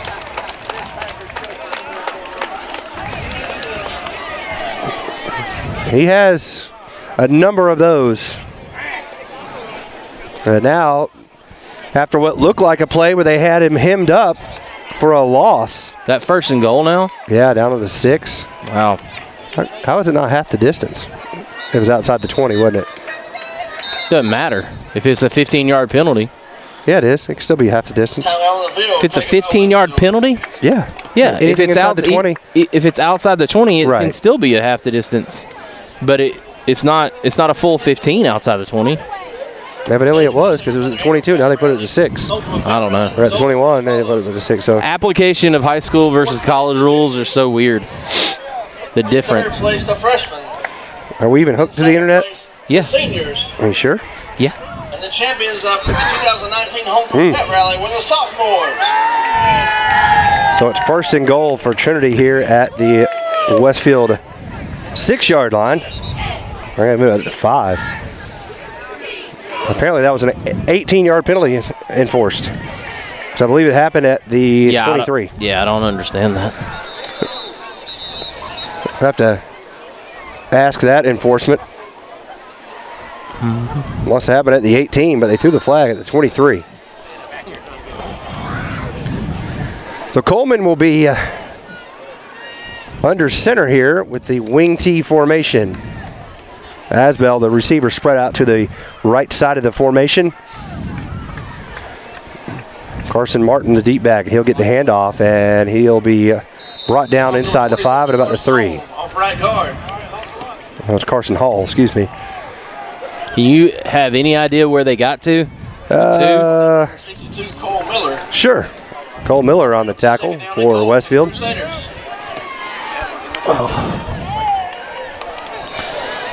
The clock down to 50 seconds. Tell you what, it's not going to help them by huddling up.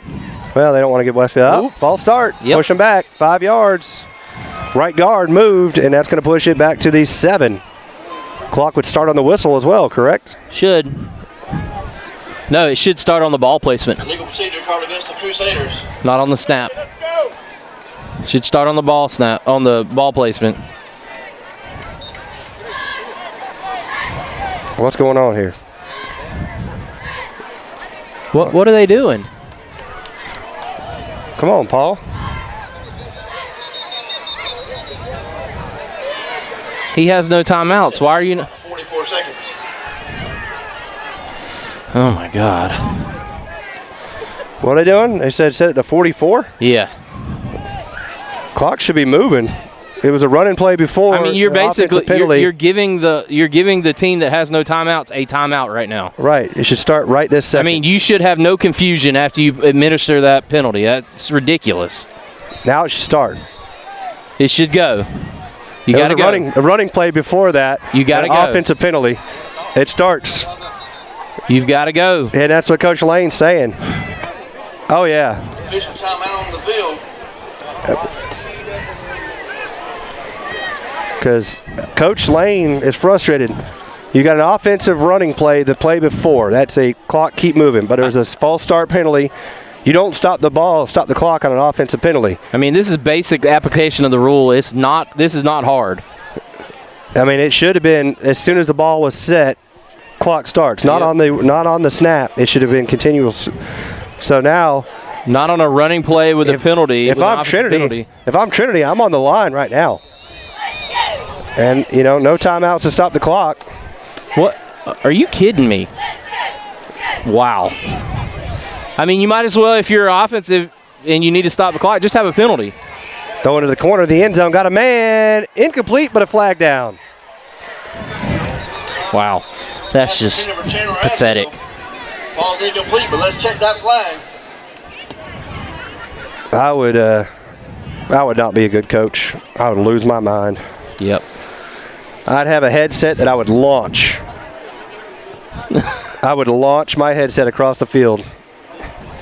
I would be the worst head coach because I'd lose my mind. I mean, if that's the case, Called against Westfield. I can't wait to see Paul. I'm going to tell him, dude, what are you doing? Explain to me. if that's the application of the rule, then the offensive team that has no I'd be committing timeouts fouls all the should time. get a penalty all the time to stop the clock. I'd line up and say, jump off the false start. right Yeah, here. I mean, that's just ridiculous. That's terrible. Absolutely terrible. Yep, running up the middle. He's stuffed. And the clock never started. Carson Hall in the carry. The clock never started. Are you kidding me? This is the most ridiculous thing I've ever seen. Let's check that. Oh, Why is the clock stopped now? This is the worst clock management I've ever seen. Well, it's actually the best clock management I've ever seen. I take that back. Exactly. God almighty. Personal foul called against the Crusaders. Goodness gracious. And the clock should move. There's another running play. So the clock doesn't stop. It wasn't an incomplete pass. So did you set the ball? And it's a personal foul. Clock. Where? The clock operator should be in the box. He's in the box. And he don't know how to work his fingers. Well, then that guy needs to learn how to turn it. He ain't doing it again. You're giving them 4 timeouts and they got none. Awful. Wow, this is bad. I mean, he's just sitting there, 31 seconds, ain't moved. I mean, this is unbelievable. Pickett. Knocked away. Intercepted. No, incomplete. Pass is broken up by Westfield defender.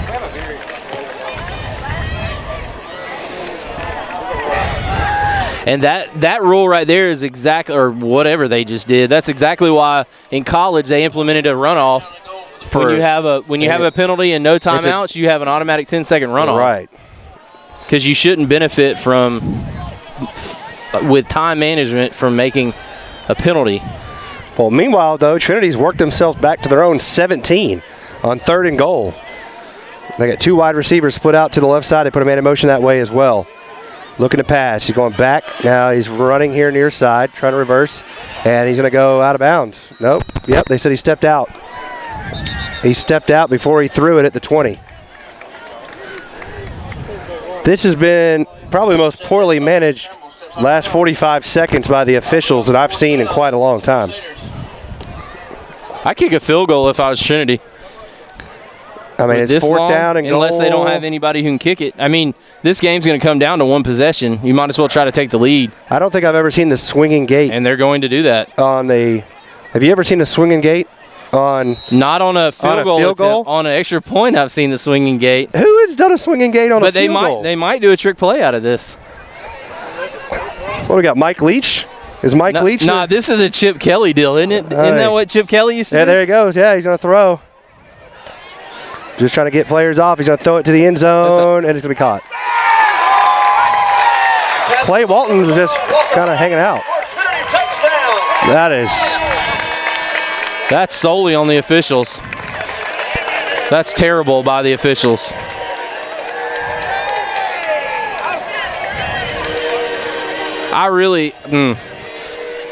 This is why I'm not a coach, because if I was a coach, I would take my team and walk to the buses and say, we're gone. That's ridiculous. That is amazing. I have nothing to say. 7 seconds left to go in this second quarter, and Trinity takes the lead 13-7. Extra point up, and it is good. 14-7 your score. We'll stay here for the last 7 seconds. Westfield 7. Don't forget to stay tuned for the halftime show coming up. The ABE Group halftime show. We'll catch up with Coach Chip Champion. Maybe we'll get his thoughts on what are the rules in high school football. Please explain.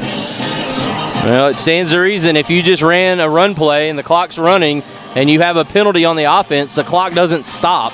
The clock starts again once the ball is spotted. I don't understand. And in all honesty, on the flip side, I know nobody does that play, but if you're the defensive line for Westfield, why even go over there? On that snap, you can't throw it to an offensive lineman. All you can cover is the eligible receivers. You know what I mean? So put 2 guys over there? Yeah. I mean, what are they going to do? Only the receivers can catch it. They just took 6 guys out of the formation, basically, for Westfield and set them on the other side. So 14-7. To say I'm frustrated is beyond belief. I can only imagine if I'm the Westfield coaching staff. Oh, you can bet that line judge over there is giving him. Squib kick. Oh, picked right up into the gut. And Westfield might have a chance to. I bet they let this clock run out. Look at that. They're going to let the clock run all the way out. Literally, the ball was down with 5 seconds to go, and they let the clock run out. Amazing. We even got some Trinity fans looking at us like, yeah, we noticed. You can't get the clock to stop down on the other end, but then the clock runs out with 5 seconds to go in the game, or in the half. Okay, they're going to fix that, but my goodness gracious. That's awful. I saw the official in the box. I'm going to go check his thumbs. Make sure they're working, because evidently he's having a hard time doing this. Golly. Well.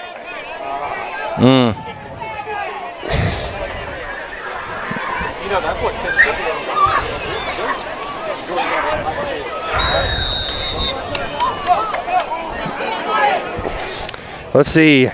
I don't think Beck's got an arm to get it 50 yards, but maybe a little hook and lateral, something like that. Kansas City Chiefs throw the ball down about 20 yards, and nope, nobody there. Yep, that's 1 second left, and whatever. Pass ball is complete and intended for. Unbelievable. The ball hit the deck with about 2 seconds to go in the half. And it, bloop. Yep, look at him. 8.5. Good job, Paul. And that's the half here with Westfield trailing 14-7 as we head to the ABE Group halftime show. We'll take a little break, and then we'll come back. Oh, I figured out what the rule is. When the ball hits the turf. Well, hey, shut up. I want to ask somebody something. Only on the second bounce does the clock actually stop. Oh, yeah. Thank you. So we'll take a quick break and be back with more after this on Middle Georgia Sports Network.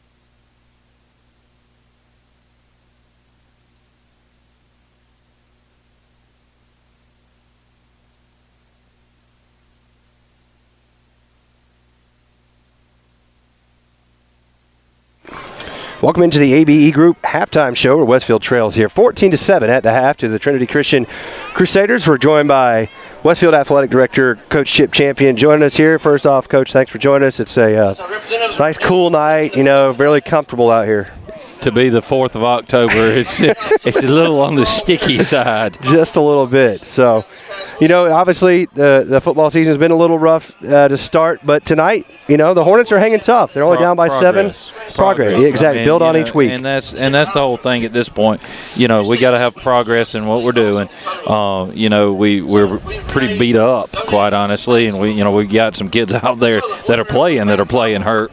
It was touch and go on Chris Kennis all week on whether he was going to get to play with that shoulder, but it's one of those things you got to take baby steps. We knew the schedule was going to open up a little bit for us on the back end, and quite honestly, we're playing pretty well. We found some things. We still got some silly mistakes from time to time that have cost us a little bit, but it's definitely something to build on.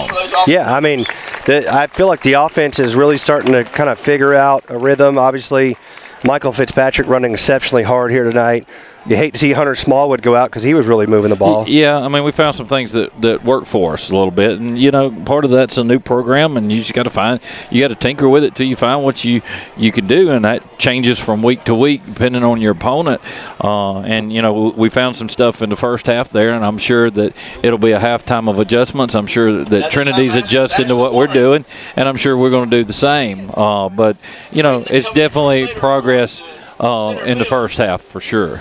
The trail here 14-7. Well, on to softball. Congratulations to the Lady Hornets, the region champs again for the third time in a row? 3 years in a row. So Coach Danny Camp, earning his keep just a little bit, doing a good job. Yeah, we'll keep him on at least for a couple more weeks anyway. They've been playing really well, and it's almost you go through a little lull in the season right now the way the playoffs are set up. So we went and played a Sly County bunch yesterday and actually Wednesday, trying to keep fresh, and they thumped us a little bit, which isn't necessarily a bad thing. Yeah. We've said that all along, and next week they're going to get a nice little road trip down to Damascus, Georgia, to play Southwest Georgia, a really good Double-A team, just to try to stay sharp as best we possibly can, because by winning the region we're going to get a bye in the first round of the playoffs. So you got a little bit more downtime, and quite honestly, in softball, they're used to playing every day. They've got to find ways to stay sharp moving forward in the playoffs and position themselves for another nice little run. We know we're going to host the second round of the playoffs. We're either going to host this Trinity group or Loganville Christian, whoever wins that series. So, it's good. Softball's been really good, and we're really poised. Our little middle school team won their little championship over the last weekend, went undefeated. So we're poised for a run for a long time, as long as the coaching doesn't mess us up. Exactly. Right? Yeah. That's what they always say. You win with talent, you lose with coaching. That's true. Ain't that the truth? But yeah, it's been a pleasure to watch the team, and what's amazing about Westfield is, like you said, they keep restocking and reloading, and I think the idea with that, in my opinion, has just been the continuity, having Coach Camp, having Coach Nelson coach those girls at a young age, getting them involved with some of the older girls, and getting them into some games sometimes that it gives them that experience where they don't get stage fright when they got their chance. Yeah, absolutely. And I want to it's one of those things that not a lot of people talk about, but Coach Leanna Walton and our little middle school cross-country team went up to FPD and ran against some of the big, the Macon schools up there this week, and actually tied for first up there with the girls. So, I was proud of what they're doing. We've got some really good group. I was actually, we were out of school today, and I was out there working and was really pleased to see. We had a couple cross-country runners come out there running on their own. We had some boys basketball players that are getting ready for a season. They're out there running on the track, and it wasn't exactly cool out there to be running in track. And quite honestly, I'm not sure if I was in high school that I would have been out there doing it on a day off. I'd have probably been across the road at the fair, eating a corn dog or something. But But I was glad to see those kids working. A couple of weeks away from the official start of basketball practice. The girls will be on hold for softball, and the boys will be on hold for football.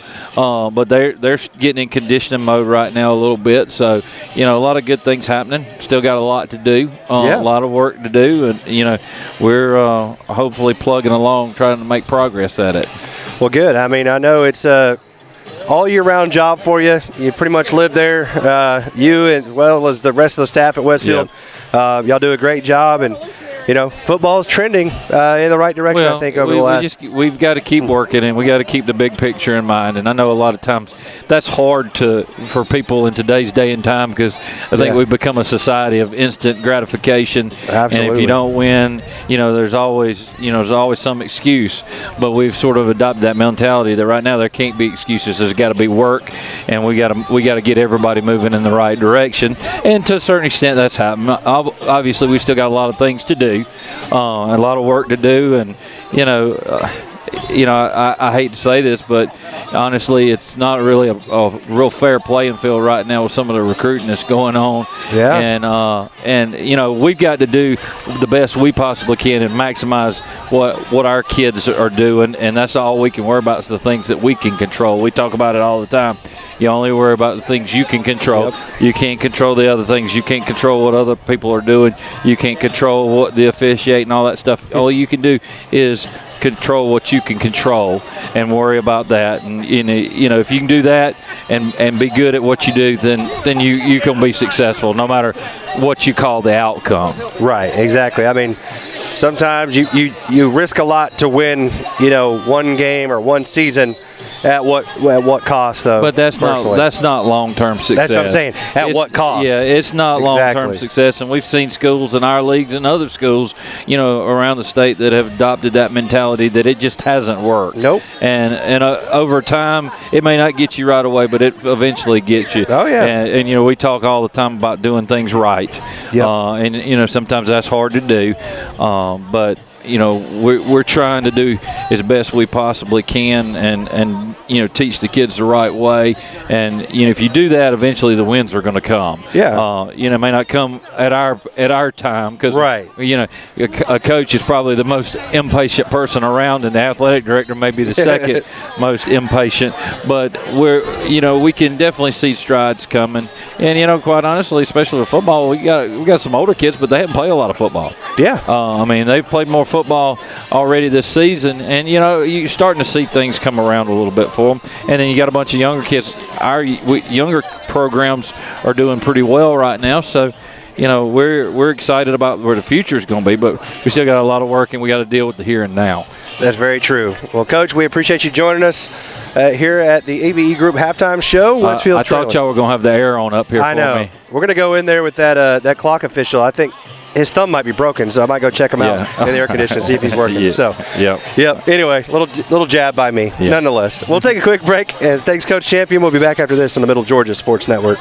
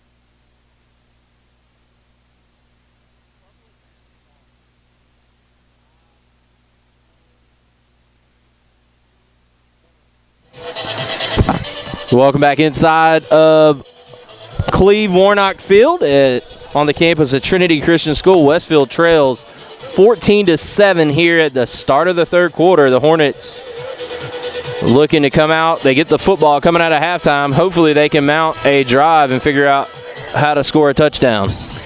Yeah, we'll see what Westfield does. As you said, they'll start with the football, so we'll see the Swanson Restaurant kickoff here. On the kick for the Crusaders, be number 7, David Coleman. To start the second half. They trail 14-7. We'll see what they can do with the football here. Back deep for the Hornets will be number 9, Connor Shelton. So Shelton back deep to receive. That means Smallwood probably is not going to be seen here in the second half. Can you tell him yes? No, not yet. There's an angled kick, and it'll be taken by Bearden at the 27. JB up across the 30, 35, and it'll be brought down there at about the 37-yard line. So that's where Westfield will start this drive. First and 10 at the 37. They trail by 7. Second half, I think you kind of found your little recipe for success, kind of running off tackle to the left side, kicking out that defensive end, running right there in that backside hole. Yeah, you're exactly right about that. Westfield had good success there on that last drive. They got to continue to find ways to run the football. They've simplified things. You can tell it's paid off. And Fitzpatrick, the deep back in the eye, and he'll get the handoff off right side. Bowls over one defender, and he'll be chopped down at about the 37, 36. That's going to be a short gain. It might give him a yard. That'll be second down. I'll give him 2 yards. Second down and 8. Be a gain of 1 on the play. It's a little bit more bearable now sitting down. Yeah, I finally don't have it radiating through the body here, so.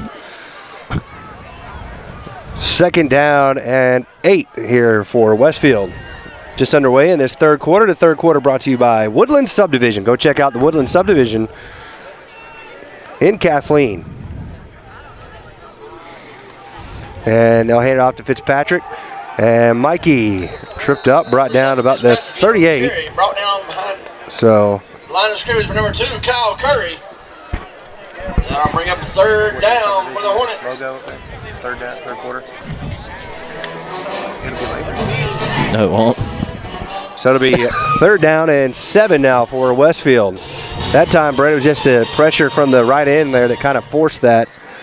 Yeah, I think he held up Mikey long enough to allow the linebacker to flow in and make the tackle, as you said.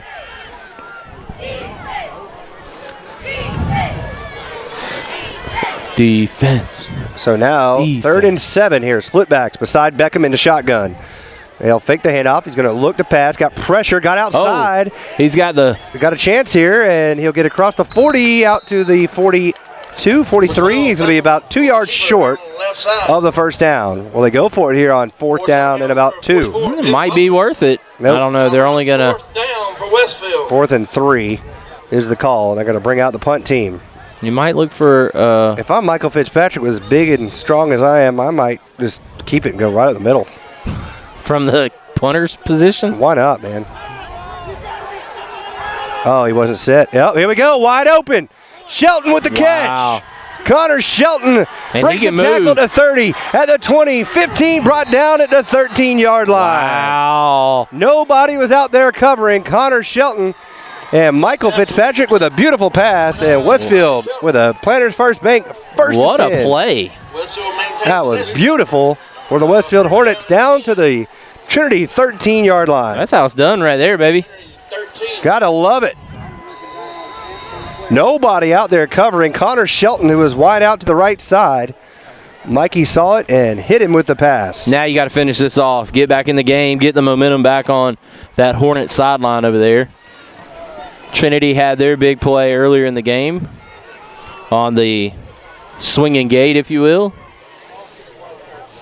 So now they'll hand it off to Michael. Doing everything. Michael Fitzpatrick up the middle of the field, and he's down to the 3. Good blocking on the play. That'll be first and goal inside the 3-yard line. Yeah, they're going to mark him at the 2. And that was an 11-yard gain on first down. It's a Planters First Bank. First and goal for the Hornets. Brought down on the 2-yard line will be first down and goal for the Hornets. 9.5 minutes to go in this third quarter, this Woodland subdivision third quarter, and the Westfield Hornets have it first and goal at the 2.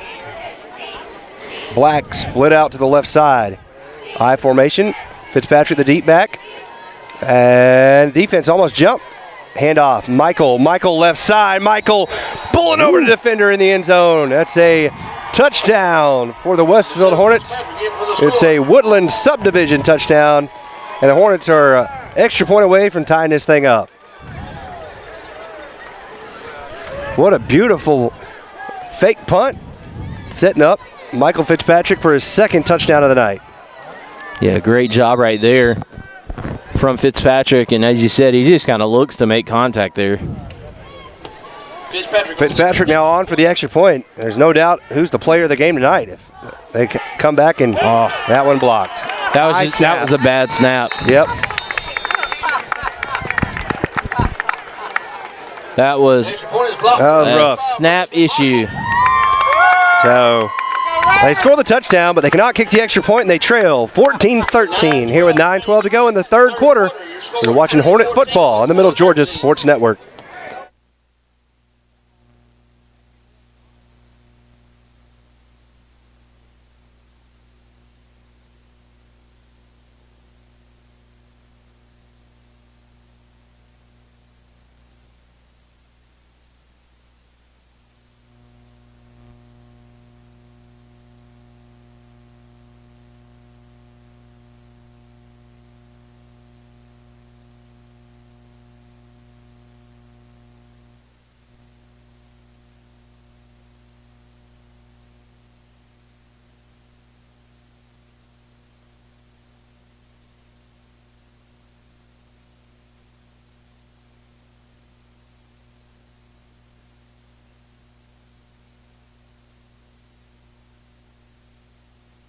Here comes the Swanson Restaurant kickoff here with Michael Fitzpatrick kicking it away.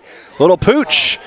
And it's going to be caught at the 37 and brought down there at the 41. I'm going to give him the 42 on the roll. Was Trinity. First and 10 for the Crusaders here with a ball game. Clock still running. I love it. Clock continues to run. Why are we running the clock? He'll return it to the Trinity 42-yard line with the Crusaders. That's unbelievable. Still running. Keep shaving it off. Hey, he stopped it. 8:49. About 20 seconds ran off. Terrible. And a handoff right up the middle. Oh, my gosh. What a hit. Is that Cal Langston? Yep, Nope. 78 and Michael Fitzpatrick. My goodness. What are you saying? Throw a flag? False start? Number 27, Carson. Oh, he's hurt. Who is? It looks like 27 there. Carson Hall is going to come out. He got blasted. Big hit by Michael Fitzpatrick. That gain was 3 yards. It'll be second down and 7.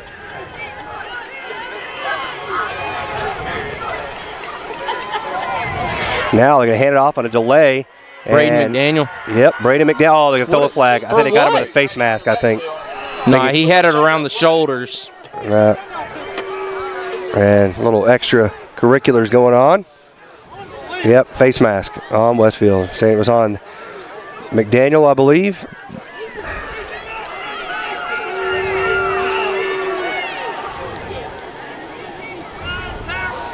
So face mask on Westfield. That negates a big play there because the defense had stopped him for a loss. I think he missed that call. I think he had him around a collar, around the shoulders. Swung him around. Yeah, well, I mean, we're further away. Across midfield, it'll be first down and 10 from the Westfield 44-yard line. You're right. I forgot how reliable these referees are. Yeah, that's true. Good point. Fair. I wasn't trying to be a jerk, but I guess I was. So fake the pitch. They're looking to pass. He's just going to roll out, and he's going to throw late, and it's going to be a complete big hit laid by Chris Kennis, but not before the reception is made. That's complete. The number 4. But he runs so far backwards when he drops. That was a 4-yard completion. Not even. Number 15, 3. Chris Kennis. And he threw it about, 17 yards? Second down and It's crazy. 7. It was second and 7. Yep. Crusaders. That's nuts.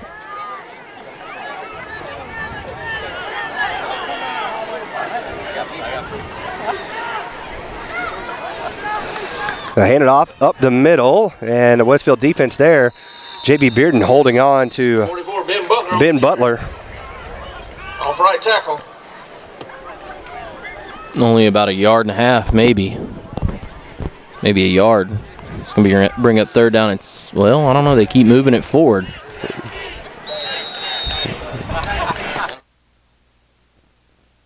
I can't get mine to come up.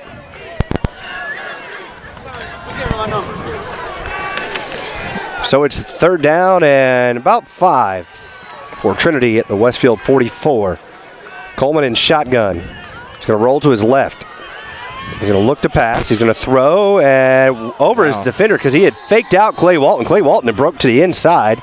The receiver was wide open, but it well over his head. Incomplete, 4th and 5. You really got to throw it high over him, too. Yeah, he's a tall receiver. That was Asbell, I believe, out there running the route. And are they going to bring on the punt team? It looks like they will. But again, Coleman kind of does both duties. Exactly. So 4th and 5.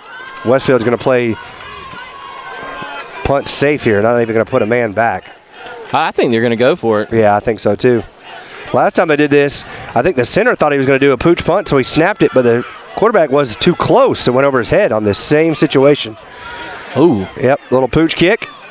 Wobbly kick, and it's going to go out of bounds. Not a very good kick at all. Westfield's going to get it about the 20-yard line, if not better. And they'll mark it off at the 22. So that was only a 17-yard punt.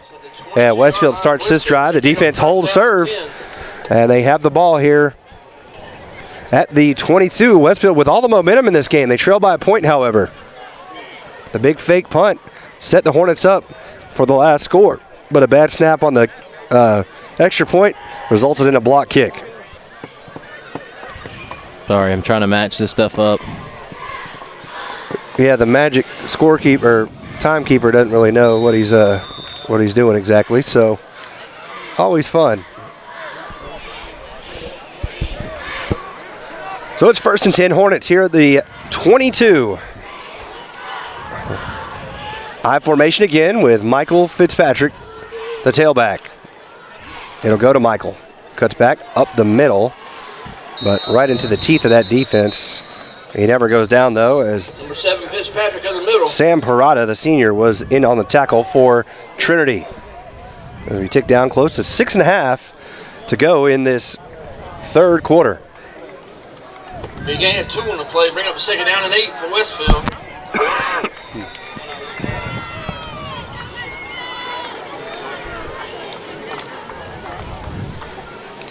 Second down and 8. Yeah, short gain there. And this time they're going to have Shelton. I think they're finally giving Michael a little bit of rest. He's worn out. Well, I think Smallwood, is he still hurt? Yes, he is. Shelton's going to get the toss, and he's going to try to get to the corner. Connor Shelton cuts back, and Connor Shelton close to a first down.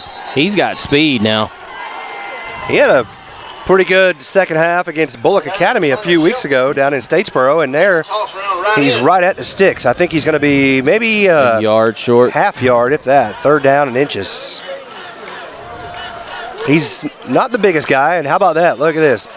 The game will be just shy of The homecoming queen and homecoming court for Westfield. Let's get up for this 3rd down. Oh, my. Defense. being lifted up I don't know about that. in their dresses. That's dangerous. Woo.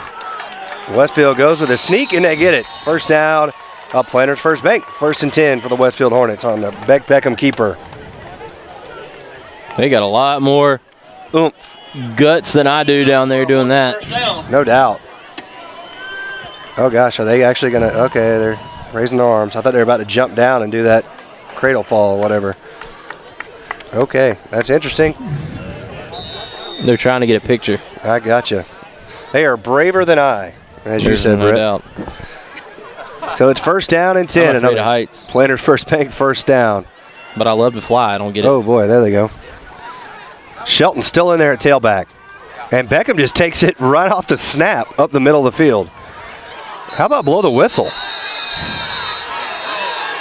I mean, these officials have been absolutely horrendous tonight. I mean, there's no other way to say it. They're going to get somebody hurt. They don't know how to Pretty bad. control a clock. This has been horrible officiating. So it's 2nd down and 7 at the 36. Hornets started this drive on the 22. They trail by a point, though, here in Dublin. Big game in region play. Could determine who makes it to the playoffs. Now Fitzpatrick back in there. He's going to get the handoff. Good block on the edge. Michael trying to stutter step. Look at his stiff arm from Big Mike as he gets across the 50 down to the Trinity Christian 46-yard line. Number 4 wanted no part No, he didn't. He was like, no, I'm going to do a Deion Sanders and dive at your feet. Hope for the best. Number 7, David Coleman. When you're offering the space between your shoulder blades as your tackle point because you're like, nope. Nope, don't want to get hurt. 46. I mean, I'm not saying I blame him. Oh, no doubt. Michael running angry. I mean, that stiff arm, that was a great block. I believe that was Clay Walton here on the edge who hit that defensive end or outside linebacker. And when he did, Michael had the corner. They may have to take time out here. Westfield, they're down to 10 seconds on the play clock. Well, They not better only hurry that, up. They're very 8. confused as to what they're going to do. They need to hurry up. Yep. J.B. Bearden late getting out there. 3, Timeout, yep, they're 2. gonna call one. Got to burn the timeout. Westfield took a little bit too. That was very quick on the time. They're quick on certain things and slow on others. Flag on the field and a timeout call. So Westfield takes a timeout. Their first of the second half with 3:44 left in the third. It's Hornets 13, Trinity 14 here on the Middle Georgia Sports Network.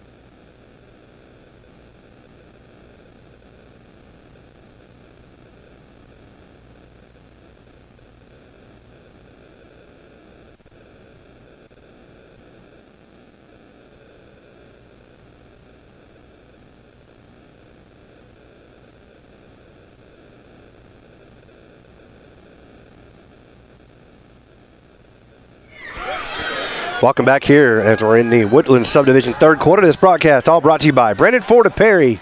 Go check them out across from the Westfield School for your next truck or car. I know that's where I got mine, F-150. 1st and 10 for Westfield. Handoff goes to Fitzpatrick, right side. Michael makes the first man miss. Michael cuts back, and he's got another first down. Uplanders first bank, 1st and 10 down to 33, and Westfield has found an offense here tonight, folks, and they're looking good. Yep, Michael Fitzpatrick is that offense right now, and a little bit of Connor Shelton. And the Brant Daughtry-less broadcast team is seeing Westfield play well. Yeah, Brant, it might be him. Yeah, maybe it is. It's all that singing he does. Yeah, that's true. Brant, have fun down in Gainesville. Dun, dun, dun, dun, dun, dun. High formation. Fitzpatrick, the tailback. Michael gets it again. Oh, look at his stutter step. The big man can move. He cuts back. Michael, he ran to contact there. If he took it to the opposite side, he scores a touchdown. Oh, good run nonetheless. Yeah, I mean, he took off to that far sideline. He's in the end zone, but he was like, nah, I'm going to deliver some punishment. And Michael just, was it like Novocaine, right? Mm-hmm. Just give it time. Let it work. Yep. With this heat and that size, wearing him down. That's another Planters first bank. 1st and 10 for the Westfield Hornets. All the momentum on the sideline of the guys in green. Have not been able to say that this year. No, but if they can punch it in. Oh. 14-13 your score. Trinity on top. Mikey, handoff. This time they hit him, but he's still driving his legs and still gets positive yards down to the 13. They had him wrapped up for no gain. And Mikey picks up 3 yards. I tell you what, this goes back to what we talked about with one of the other coaches last week. The forward lean. If Westfield can run him with the running backs with forward lean, not be so upright, look what's happening tonight. Yep, they look good. Especially when you're a big back like that. When you're leaning forward and you got the momentum rather than them delivering to you, you can dish out some punishment. Shelton comes in to relieve Michael. He's in the I formation. The pitch will come to Shelton here to the near side. They missed a block on the edge. Clay Walton, they still pick up 2 yards, but Clay Walton was trying to get that kick out block. He's a little late, and as a result, the defender forced him back inside. So it's going to be 3rd down and about 7. Brought down by Sam Parada and number 7, David Cole. And the 12-yard line. Right now, I think you're in field goal range. Yeah, you're definitely in field goal range. Which would give you the lead. You don't want to have to use it. You'd rather get the touchdown, but if you got to. Excuse me. Been battling this cough for, 3 weeks. I'm surprised when it goes from 100 to 80 and back to 100. It's amazing. Now Michael back in there at tailback. Gets the handoff. Stutter steps in the hole, and he's brought down. No gain. I think they're going to give him a yard at the 11. Number 7, Fitzpatrick, met in the hole by number 34, Zach White. Michael. Slow. Is he down, or is that? Who is that? Injury timeout on It the is. field. It's Cole Michael. Miller? I think it's Michael. No, 62, I think. That's Cole Miller, right? Or no, 62's over there. I see Michael. I'm not sure. It's a 60-something. Let's make sure he's okay. Looks like he's up. It is Cole Miller. So we got an injury timeout, Halston Healthcare injury timeout. We'll take a quick break and be back in just a few moments with Westfield lining up for a field goal possibly to take the lead here on the Middle Georgia Sports Network.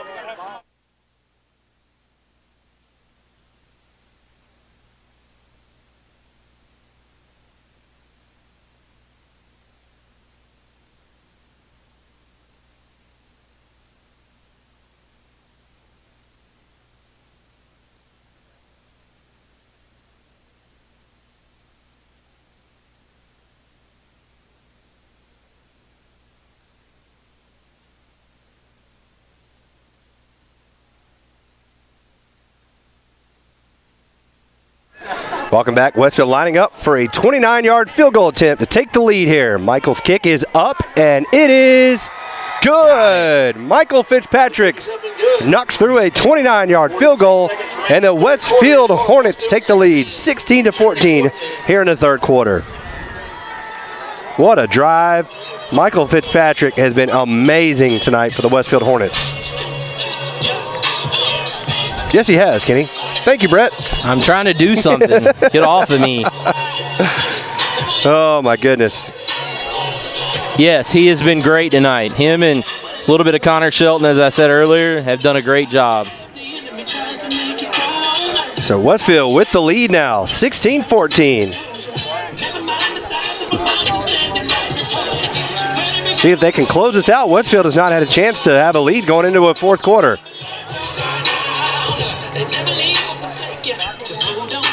And this game will be uploaded on our website after the conclusion.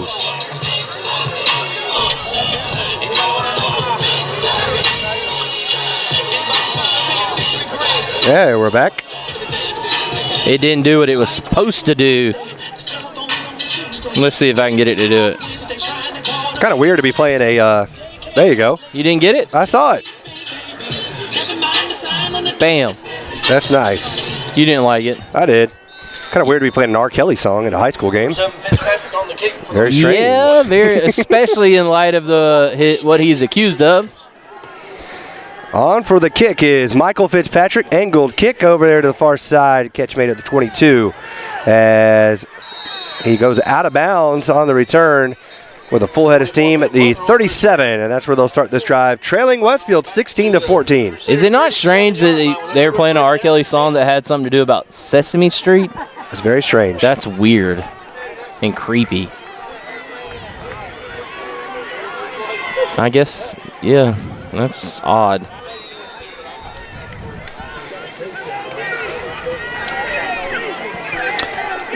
Now I got How to Get to Sesame Street stuck in my head. Handoff up the middle. Ooh, big hit by Kinnis. Woo, what a hit. Hit laid there on Kyle Curry. Curry's hit it hard a few times tonight. I think he was down on one of Michael's first touchdowns. Number 2, Kyle Curry on the Picks up 5 on that play right there, Kenny, though. But you're right. Trinity's had a couple of players have to go out after big hits here in this third quarter. Excellent analysis there, Brett. Thanks, Brett. Thanks, Brett. They don't have enough men on the line. Oh, yeah, they do. So they'll look to pass. Rolling out. Coleman. He almost runs himself out of the play by doing what he does. It's very strange. You see, now the clock stopped on .4. Yeah, that's amazing. Man. Wow. That'll bring up 3rd down and 5 for the Crusaders. That's Frank Taylor must be over there operating the clock. So .4 on the clock. 3rd down and 6 yards. Maybe 5. Here at the Trinity 42-yard line. A little confusion there on the play.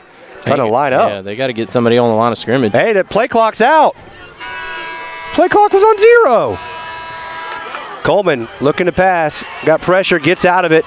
Westfield trying to set the edge. They're not going to be able to do it. He's going to get a first down probably. Yep, saw that coming. The play clock was at 0 before the play happened. Coleman picks up the first down as we end the third quarter. We'll go to the 4th. Westfield up by 2 here on the Middle Georgia Sports Network.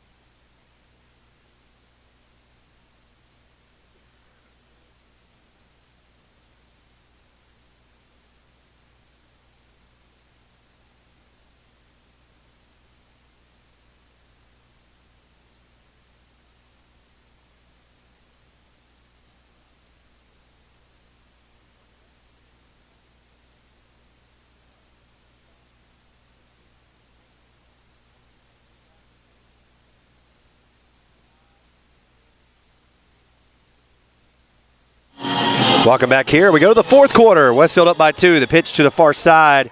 There's a Walker Payne and Bearden there to make the hit.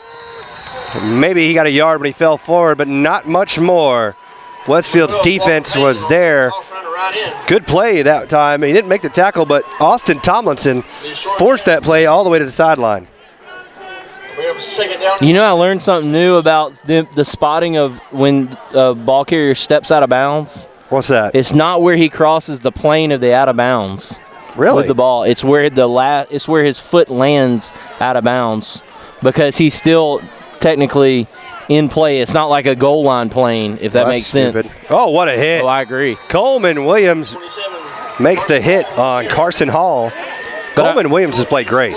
Yeah, I mean, the changes on defense have been really good for Westfield tonight. But I've always been confused by that because I've seen spots. I'm like, he crossed out of bounds like a yard back, and they always spot him further up. And it's where the foot touches out of bounds that it is spotted. But, you know, the NFL, the goal line extends past the pylon. I didn't realize that. Really? I believe so. Who knows? Rules are funny. 3rd down and 7 at the 47 of Westfield. Wingback set, and they're going to pitch it. Now they're going to do a throwback. And they got a man open. It's Coleman. Coleman's going to be hit and brought down. What a play. Clay Walton. Excellent play. Excellent discipline. He read that thing the whole way, Brett, and brings him down for a 2-yard loss. It's 4th and 9. Yeah, that's a difficult tackle to make because you're running so fast against the player in the open field. You got to figure out a way to break down and make the tackle. Man, the Westfield Hornets have played the best second half they have all year here tonight. And they got the lead to show.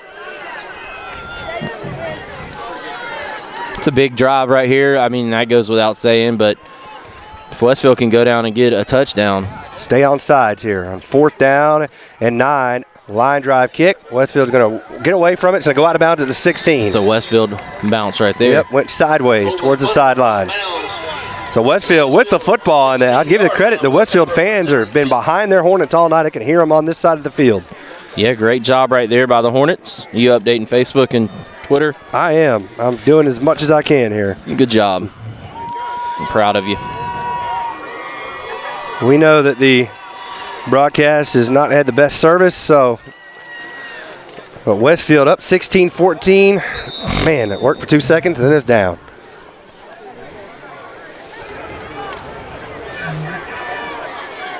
Oh, and that's good to see Smallwood back in the game at tailback. Very good, because he looked dejected on the sidelines. Fitzpatrick at fullback this time. Oh, he dropped the ball. He got fell back on it, though. And he actually picked up a yard, maybe. Ball fumbled on the play. Recovered by Maybe about half a yard. So, yeah, that was very, very dangerous. The last thing you need right here with all the momentum in the world in your team. Tell you one thing, Brett. We're going to be making a stop for some fluids on the way home, my friend. I'm getting ragged. Bring up 2nd down and 9 for Westfield. So 2nd and 9. Probably run the play you wanted to run the last time on here. And fake it. Nope. Give it to Smallwood. He reverses. Smallwood. That was a counter. Yes, it was. And Smallwood got a 1st down and 10. A Planters First Bank 1st and 10. Man, 24 Smallwood around the left end. looking like Michael Turner out there. That was nice. You like that Falcons reference, I baby? do, man. I do. Because we're in this Planters First Bank 4th quarter. Been a whole lot of PFB announced tonight. We haven't been able to say that much the past few weeks, so it's been a joy to call this game. Westfield had not scored a point in the last 3 weeks. Well, they got 16 here tonight. They got the lead, and they got the football. And right now the clock's their friend. It's moving.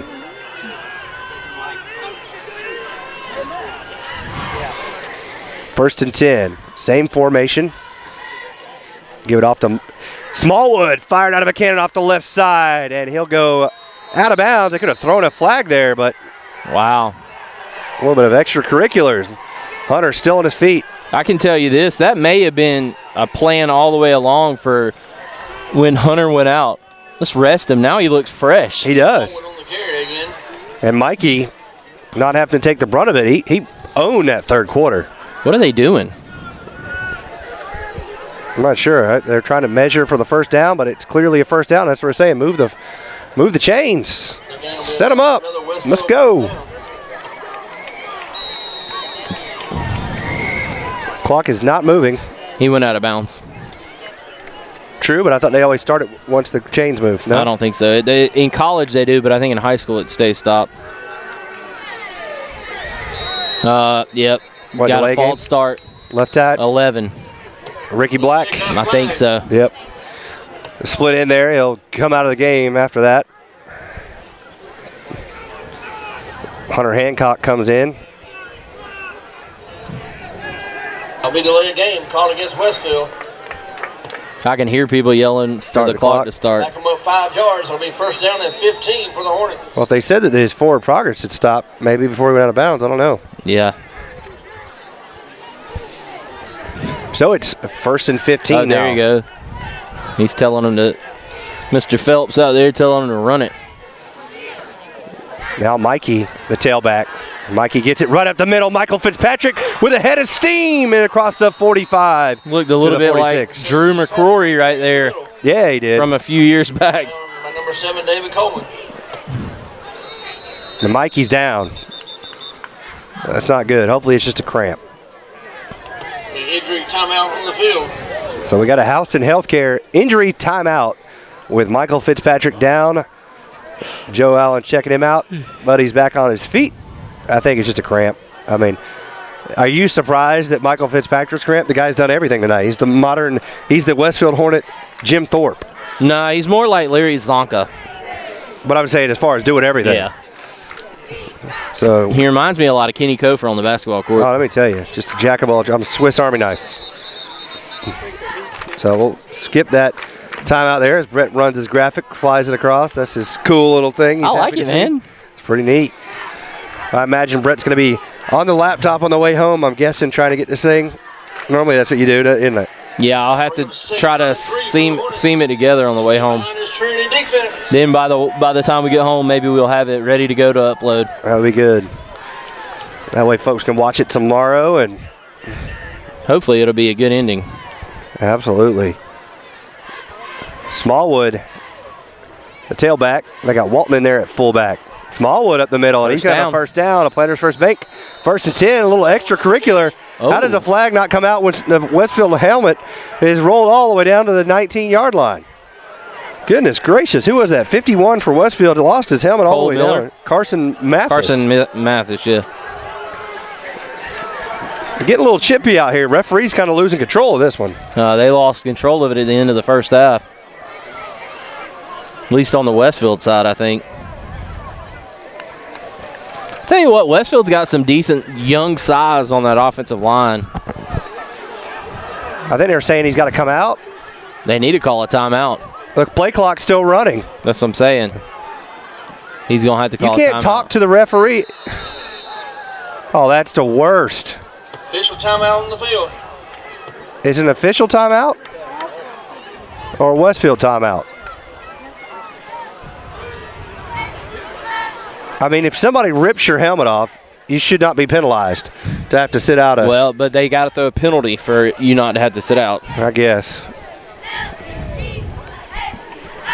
So there's a timeout on the field with a discussion going on between the head ref and Coach Lane. But Westfield leading here 16-14. And they have the football right at the midfield stripe on 1st and 10. Did he call a timeout or did they call an official timeout? Sure. We'll see what the scoreboard says. The way they're writing something down, I would got to think they forced Westfield to take the timeout. I'm not sure, though. 7:44. Timeout called by Westfield. Yep, they did. No, Second charge timeout of the half. Second timeout burned by Westfield. Which really doesn't affect them much as long as they finish this drive off right. True. 7:44 left to go in the fourth quarter. Been a pretty good ball game down here in Dublin. Pretty good. Pretty good. Pretty good. It's been a decent weekend so far if Westfield can finish this off. Braves won today. Georgia Southern won last night. The Braves could have made it a really good weekend if they would have finished it off last night. Too bad Kenny's bad luck. Yeah, for real. So 1st and 10. Smallwood still at the tailback. Walton the fullback. Handoff. Oh my, they fired in there that time. Westfield had no chance. 44 on the carry. I mean, as soon as he got the football, there were 3 guys in his face, and the Westfield offensive line, Seth Andrews, a sophomore, got blown up, and he could tell he's frustrated with himself. He's punching the ground, going, man, I missed that one. It's a loss of 3. It's 2nd and 13.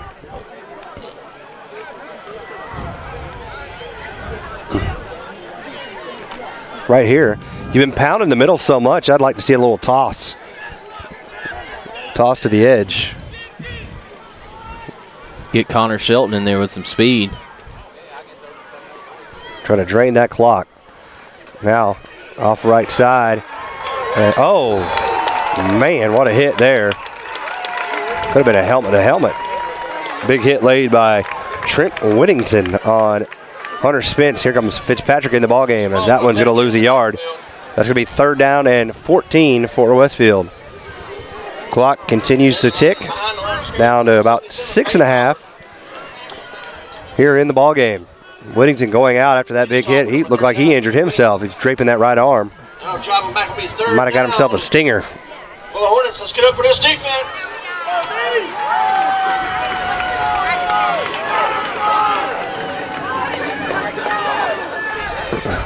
Yeah, they're going to give it off to Mikey. Mikey reverses field. Michael trying to cut over the middle. Right there. Hey, they just sold out. I mean, pretty obvious to do as well. I mean, they've been nothing but the same play over and over. Yeah, that's where you got to maybe take a shot.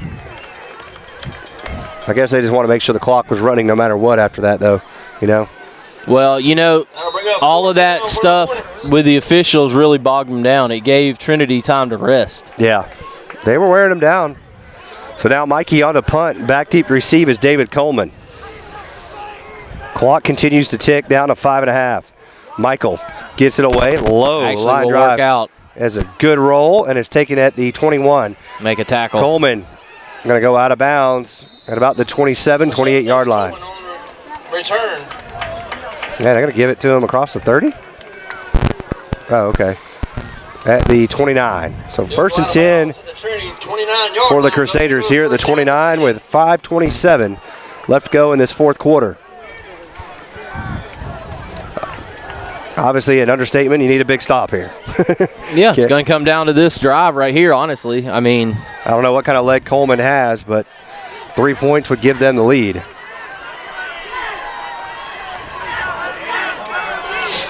Handoff up the middle. Westfield's D right there as he gets across the 30 to the 31. Short gain for Trinity. right now, Westfield just fresher on defense. Westfield. Man, number 10 for Trinity looks like Walker Young's stunt double.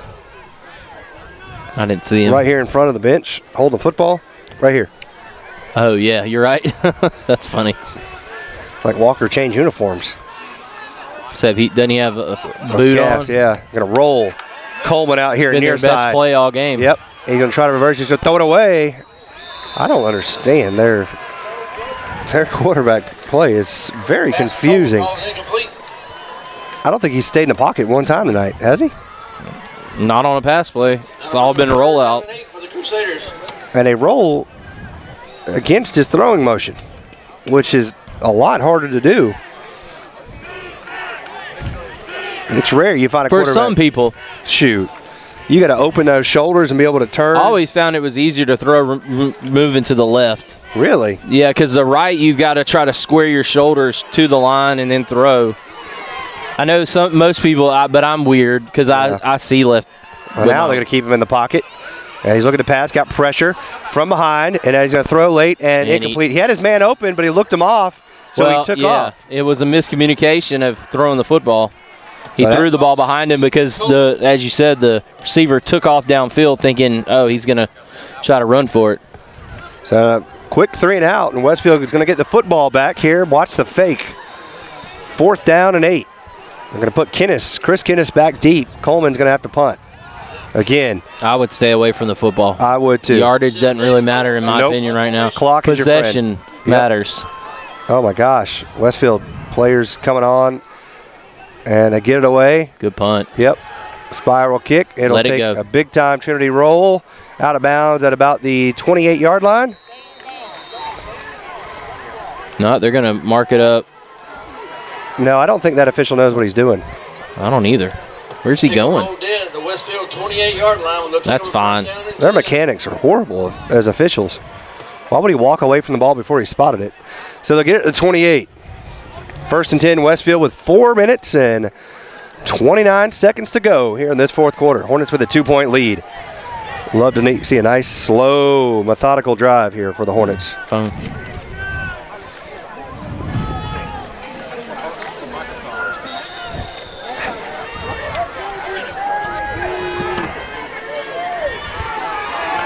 So Michael's the tailback. In I formation, they got all their guys pretty much up on that line. Now Michael gets it on the delay. Michael makes the first man miss. Michael. Ooh, he almost ran over his own player. He did. He delivered the pain to his own offensive lineman. It's like Cole Miller over there, slow to get up after taking the punishment. That was Carson Mathis. He's like, golly, man, I'm helping you. Get out of the fire. way. So got to get out of the way. Could have been about a 3-yard loss. Turns into a 3-yard gain. It's 2nd and 7, and he stayed in bounds. No, they got 3 timeouts, though. So they're going to have to start using them. Yep.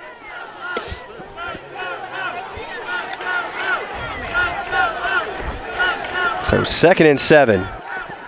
Clock under 4 now. 3:45. Michael again. Up the middle, Michael Fitzpatrick, big run. Michael stiff-arming across the 50 down to the 48-yard line. Michael Fitzpatrick with a 22-yard run.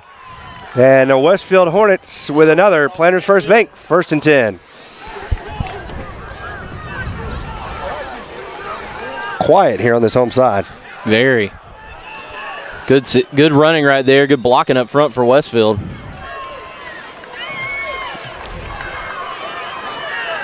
Michael is going to be hooked up to some IV bags and a whole lot of ice. Watching some college football tomorrow. Ice bags on the knees and the elbows. He's earned every bit of it. They just need to finish this off. Final 3:12 to go. Gets it again. Just look at him, man. He launches himself. I mean, he bent at the waist and just fired forward right into the defender. He picks up 2, and that's going to be the first timeout called by the Trinity Crusaders. 3:03 left to go in this 4th quarter. Westfield up by 2 points. They have the football, 2nd and 8. Next week, finally back home after 3 straight road games, right? Yep. I think they take on Frederica. That is correct. And homecoming at the Nest. So if you're in the area, come check them out. Obviously a lot going on in Perry right now. You got the fair going on. It'll be going on through next weekend. And if you can't make it, you know, fingers crossed we have internet coverage, which we should at the Hornets Nest. But Hornets hoping to come home with a victory under their belt, and a big region victory at that.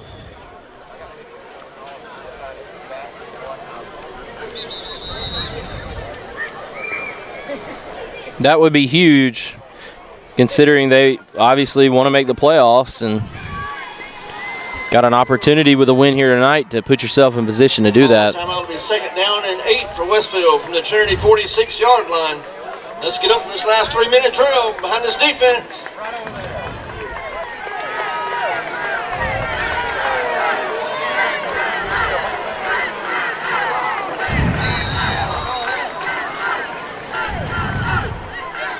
I'm trying to update Twitter, keep everybody updated.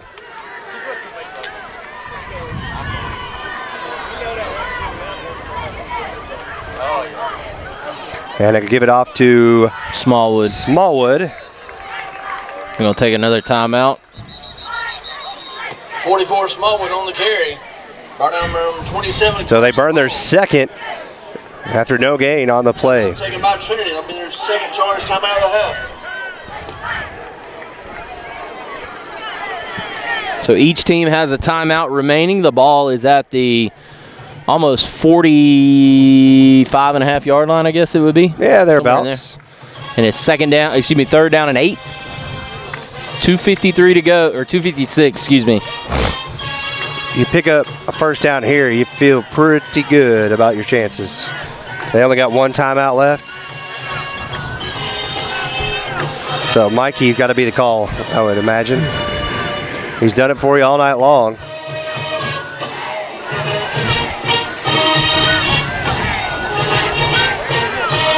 We'll see what they do.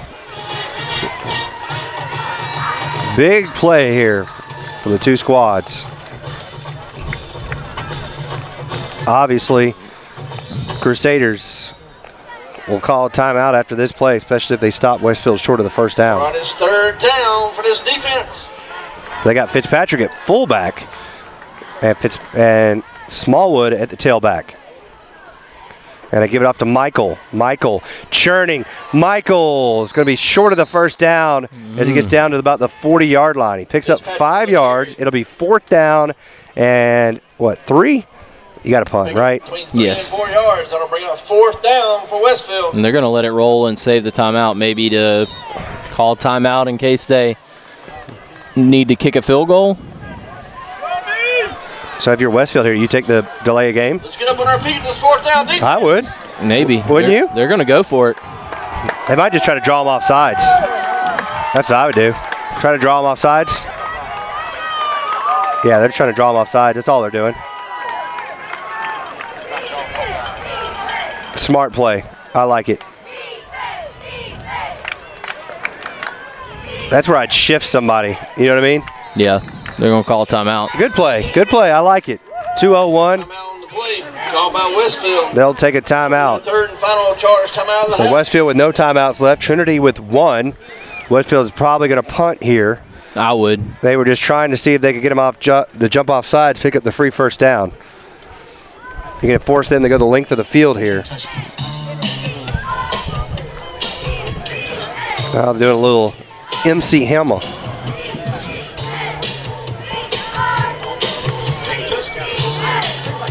You could potentially look at maybe faking it. That'd be kind of cool to try like a rugby style. You know what I mean? Like run him out, and if he's got the end, let him get it. If not, kick it. Easier said than done, obviously, but obviously.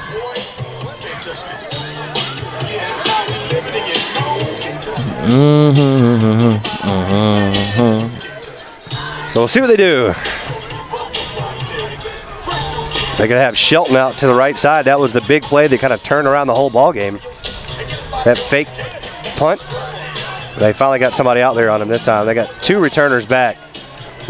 All right, let's get on our feet for this 4th down. Walker Payne and David Coleman. There's a snap. Punt away. High. Great kick. Fair catch called and made. Oh, that's tough. That's a 15. Good catch. Catch called by David Coleman. So Coleman, fair catch down at the 17. First down and 10 from their own 17-yard line. So now it's on your defense. Yep. Minute 55. Trinity does have a timeout left, though. They got one. Big Green got to step up here. Gang Green. I'm going to play a lot of one time deep coverage here. Got 3 guys back. The Kennis brothers. Sam Johnson looking to pass. Of course, he's going to roll. Roll across his body. He's going to throw, and it's going to be complete. And he cuts back and brought down from behind at the 31 by Robert Kennis. That was complete to Jim Coleman, so I think that's a brothers Coleman to Coleman connection. First down. So 14-yard gain. It's a 1st and 10 for Trinity. Minute 45. Clock starts here. They still got a timeout late, getting a receiver in position. David Coleman. Rolling. Far side. Nobody open. He's going to have to step up. Now he's going to go out of bounds.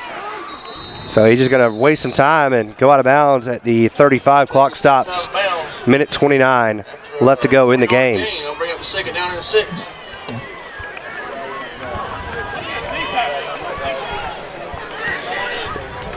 Wonder if we can, I was going to say maybe we could FaceTime it or whatever. You can try on your phone to do it to the... Yeah, I might confuse people. I don't know if it might not let us mobile broadcast. So 2nd and 7. Man out here to the near side is Coleman. David Coleman looking to pass, going to throw, and it's a short completion out of bounds. Stops the clock, but I mean that was only about a 3-yard completion. Walker Payne with the reception. It's 3rd down and 4 at their own 39 or 38. They need to get to the 42. Down a long 3. Let's go D chance starting on the far side for Westfield. Minute 24 on the clock. 2 wide receivers out here to the near side. Now they bring another one out as well. Going to overload this side. Coleman is going to line up under center. Quick play, complete out to the near sideline. Walker Payne got some edge, and he's brought down out of bounds at the 45. Holy cow, he's going to mark him at the 45 and give him a 43. Oh, wow. 44-yard line when the Crusaders take over 1st down and 10. So a little quick swing pass out in the flat, and they're on the move here. 1st and 10 at the Westfield 43. Minute 18 to go. 2 out to the far side, 1 here to the near side. They switch the running back to the right side, Ben Butler. And he chips, and now he's getting pursued from behind is Coleman. Here comes Smallwood. Smallwood going to push him out of bounds. Holding. Yep. Let's check that flag. Flag over there near the Westfield sideline. And that is going to be a hold, it appears, on Trinity. Let's wait the call. On that far side of the field, Holding on the offense. Crusaders, back us up 5 yards. Westfield, no, back you up 10 yards, bud. 10-yard penalty. So Brett's trying to get the game up for y'all. Facebook Live. Facebook Live. Type it on your phone. So trying to get the Facebook Live going for you a little bit. We know you can't really hear our broadcast. You might be able to hear us in the background. We're trying to do everything we can to bring this to you. It's first down and 22. So second down and 22. They're looking for this wheel route over here. Got to keep him contained. Yeah, there they go. They got him bottled up. He got nowhere to go.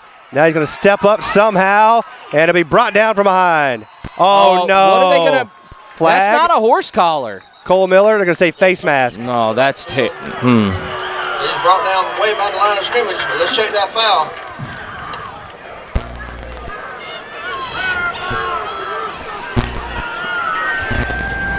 There's 55 seconds left in the game. Westfield on top 16-13. Personal foul, face mask called against Westfield. So that's a personal foul face mask. Is that an automatic first down? No. Did a 15-yard variety, automatic first down for the Crusaders. It was already first down, though, so it doesn't matter. Okay. So it's 1st and 9. That was a bad call there. Call that on Cole Miller. Yeah, I think you can't see it. Oh, you can. I can't do. Oh, They throw it out wide. Complete here to Walker Payne. It goes out of bounds at the 35. We give him the 34. Number 12, Walker Payne on the reception. That's a first down for Trinity. You just screwed me up, Kenny. Forced out of bounds at the Westfield 33-yard line.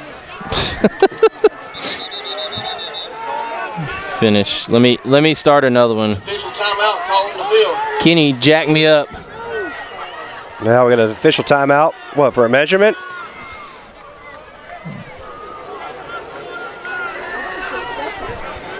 I'll do it. No, I got it.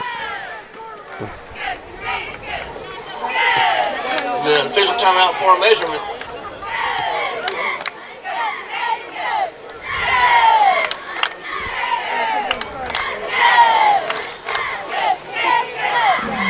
It looks like they got it. Yep. And we'll be enough for a Crusader first down.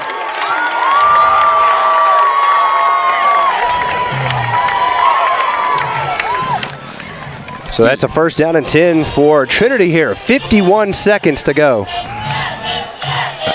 All right, you're probably not the best at this. No, I'm trying to get the thing to zoom back out. Here, you try it. Can't get it to zoom out after I zoomed back in.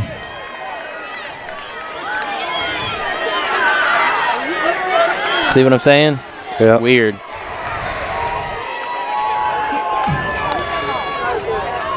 So it's first and 10 for Trinity.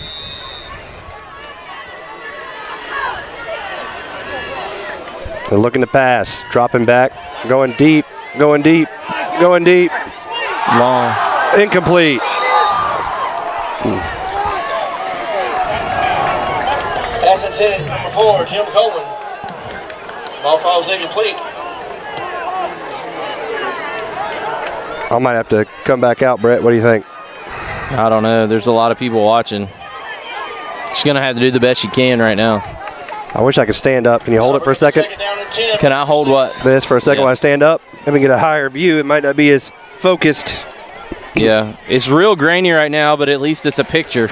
That tells you how bad our service is here. So you're looking to pass here. No, he didn't have possession.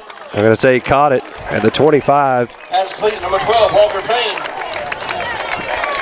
26-yard line. Now get down to the 26-yard line. Bring up third down and 3 for the Crusaders. So 3rd and 3 here for the Crusaders at the Westfield 26. Thanks for staying with us. We apologize. This is my unsteady hands that you're watching.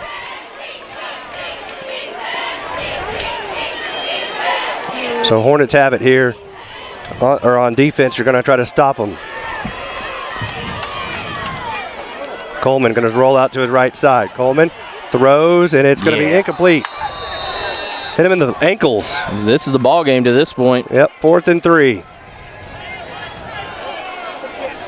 Pass falls incomplete. Intended for number 4, Jim Coleman. That'll bring up 4th down for the Crusaders. Sorry, guys. I apologize. I know I'm not the most steady-handed.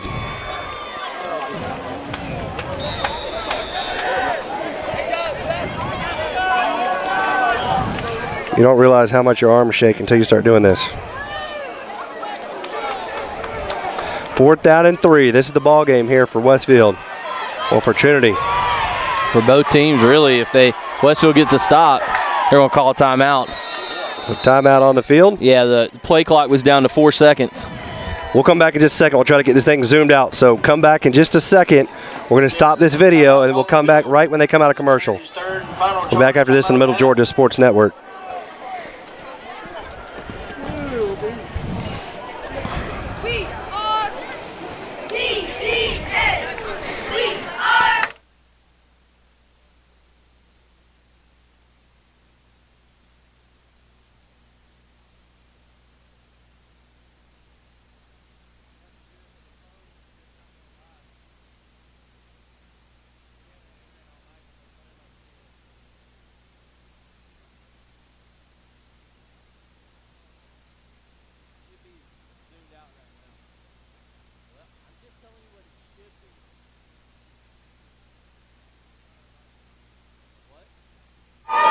Okay. So 4th down and 3. Trinity quickly with it. Got it. Incomplete. That's game. Ball game. Pass falls incomplete. Westfield's going to win this ball game. Wow. They tried to throw it to the receiver who was uncovered, but Westfield got a defender over last second, and Westfield looks like they can just pretty much kneel it. Woo! Go Hornets. Great job, Westfield, coming back in the game. And really, they kind of dominated stuff in the second half as far as running the football. And Hornets going to win. they didn't allow a single point in the second half. They did not. What a great job in this game by the Westfield Hornets. Going to come away with a victory. How about it? Best formation in all of football right here. Victory formation. Hornets going to take a knee. Just one knee, that's all it's going to take. Boom, ball game. Westfield is a winner tonight. So we'll go right into our Westfield Booster Club post-game show. And we'd like to thank the Westfield Booster Club for sponsoring our post-game show. Yep. And we'll go quickly into our player of the game. Who you got, Kenny? Oh, that's easy. Michael Fitzpatrick. Michael Fitzpatrick is our Sonic drive-in player of the game tonight. And our electrifying hit of the game for me. Clay Walton? Yep. You had it? Yep, Clay Walton lined up and made a big hit early in that first quarter. Kind of set the tone, and Westfield somehow, some way, comes out with a win here tonight. A gutty effort, and couldn't be happier for the guys in green. They worked hard for this. They deserve it. Absolutely. So for Kenny Kofer, Brett Taylor, I'd like to thank Mr. Frank Taylor for traveling with us, and Peyton Josie on camera. We saying so long here from Dublin. Westfield picks up the first victory of the season, 16-14 over Trinity, right here on the Middle Georgia Sports Network.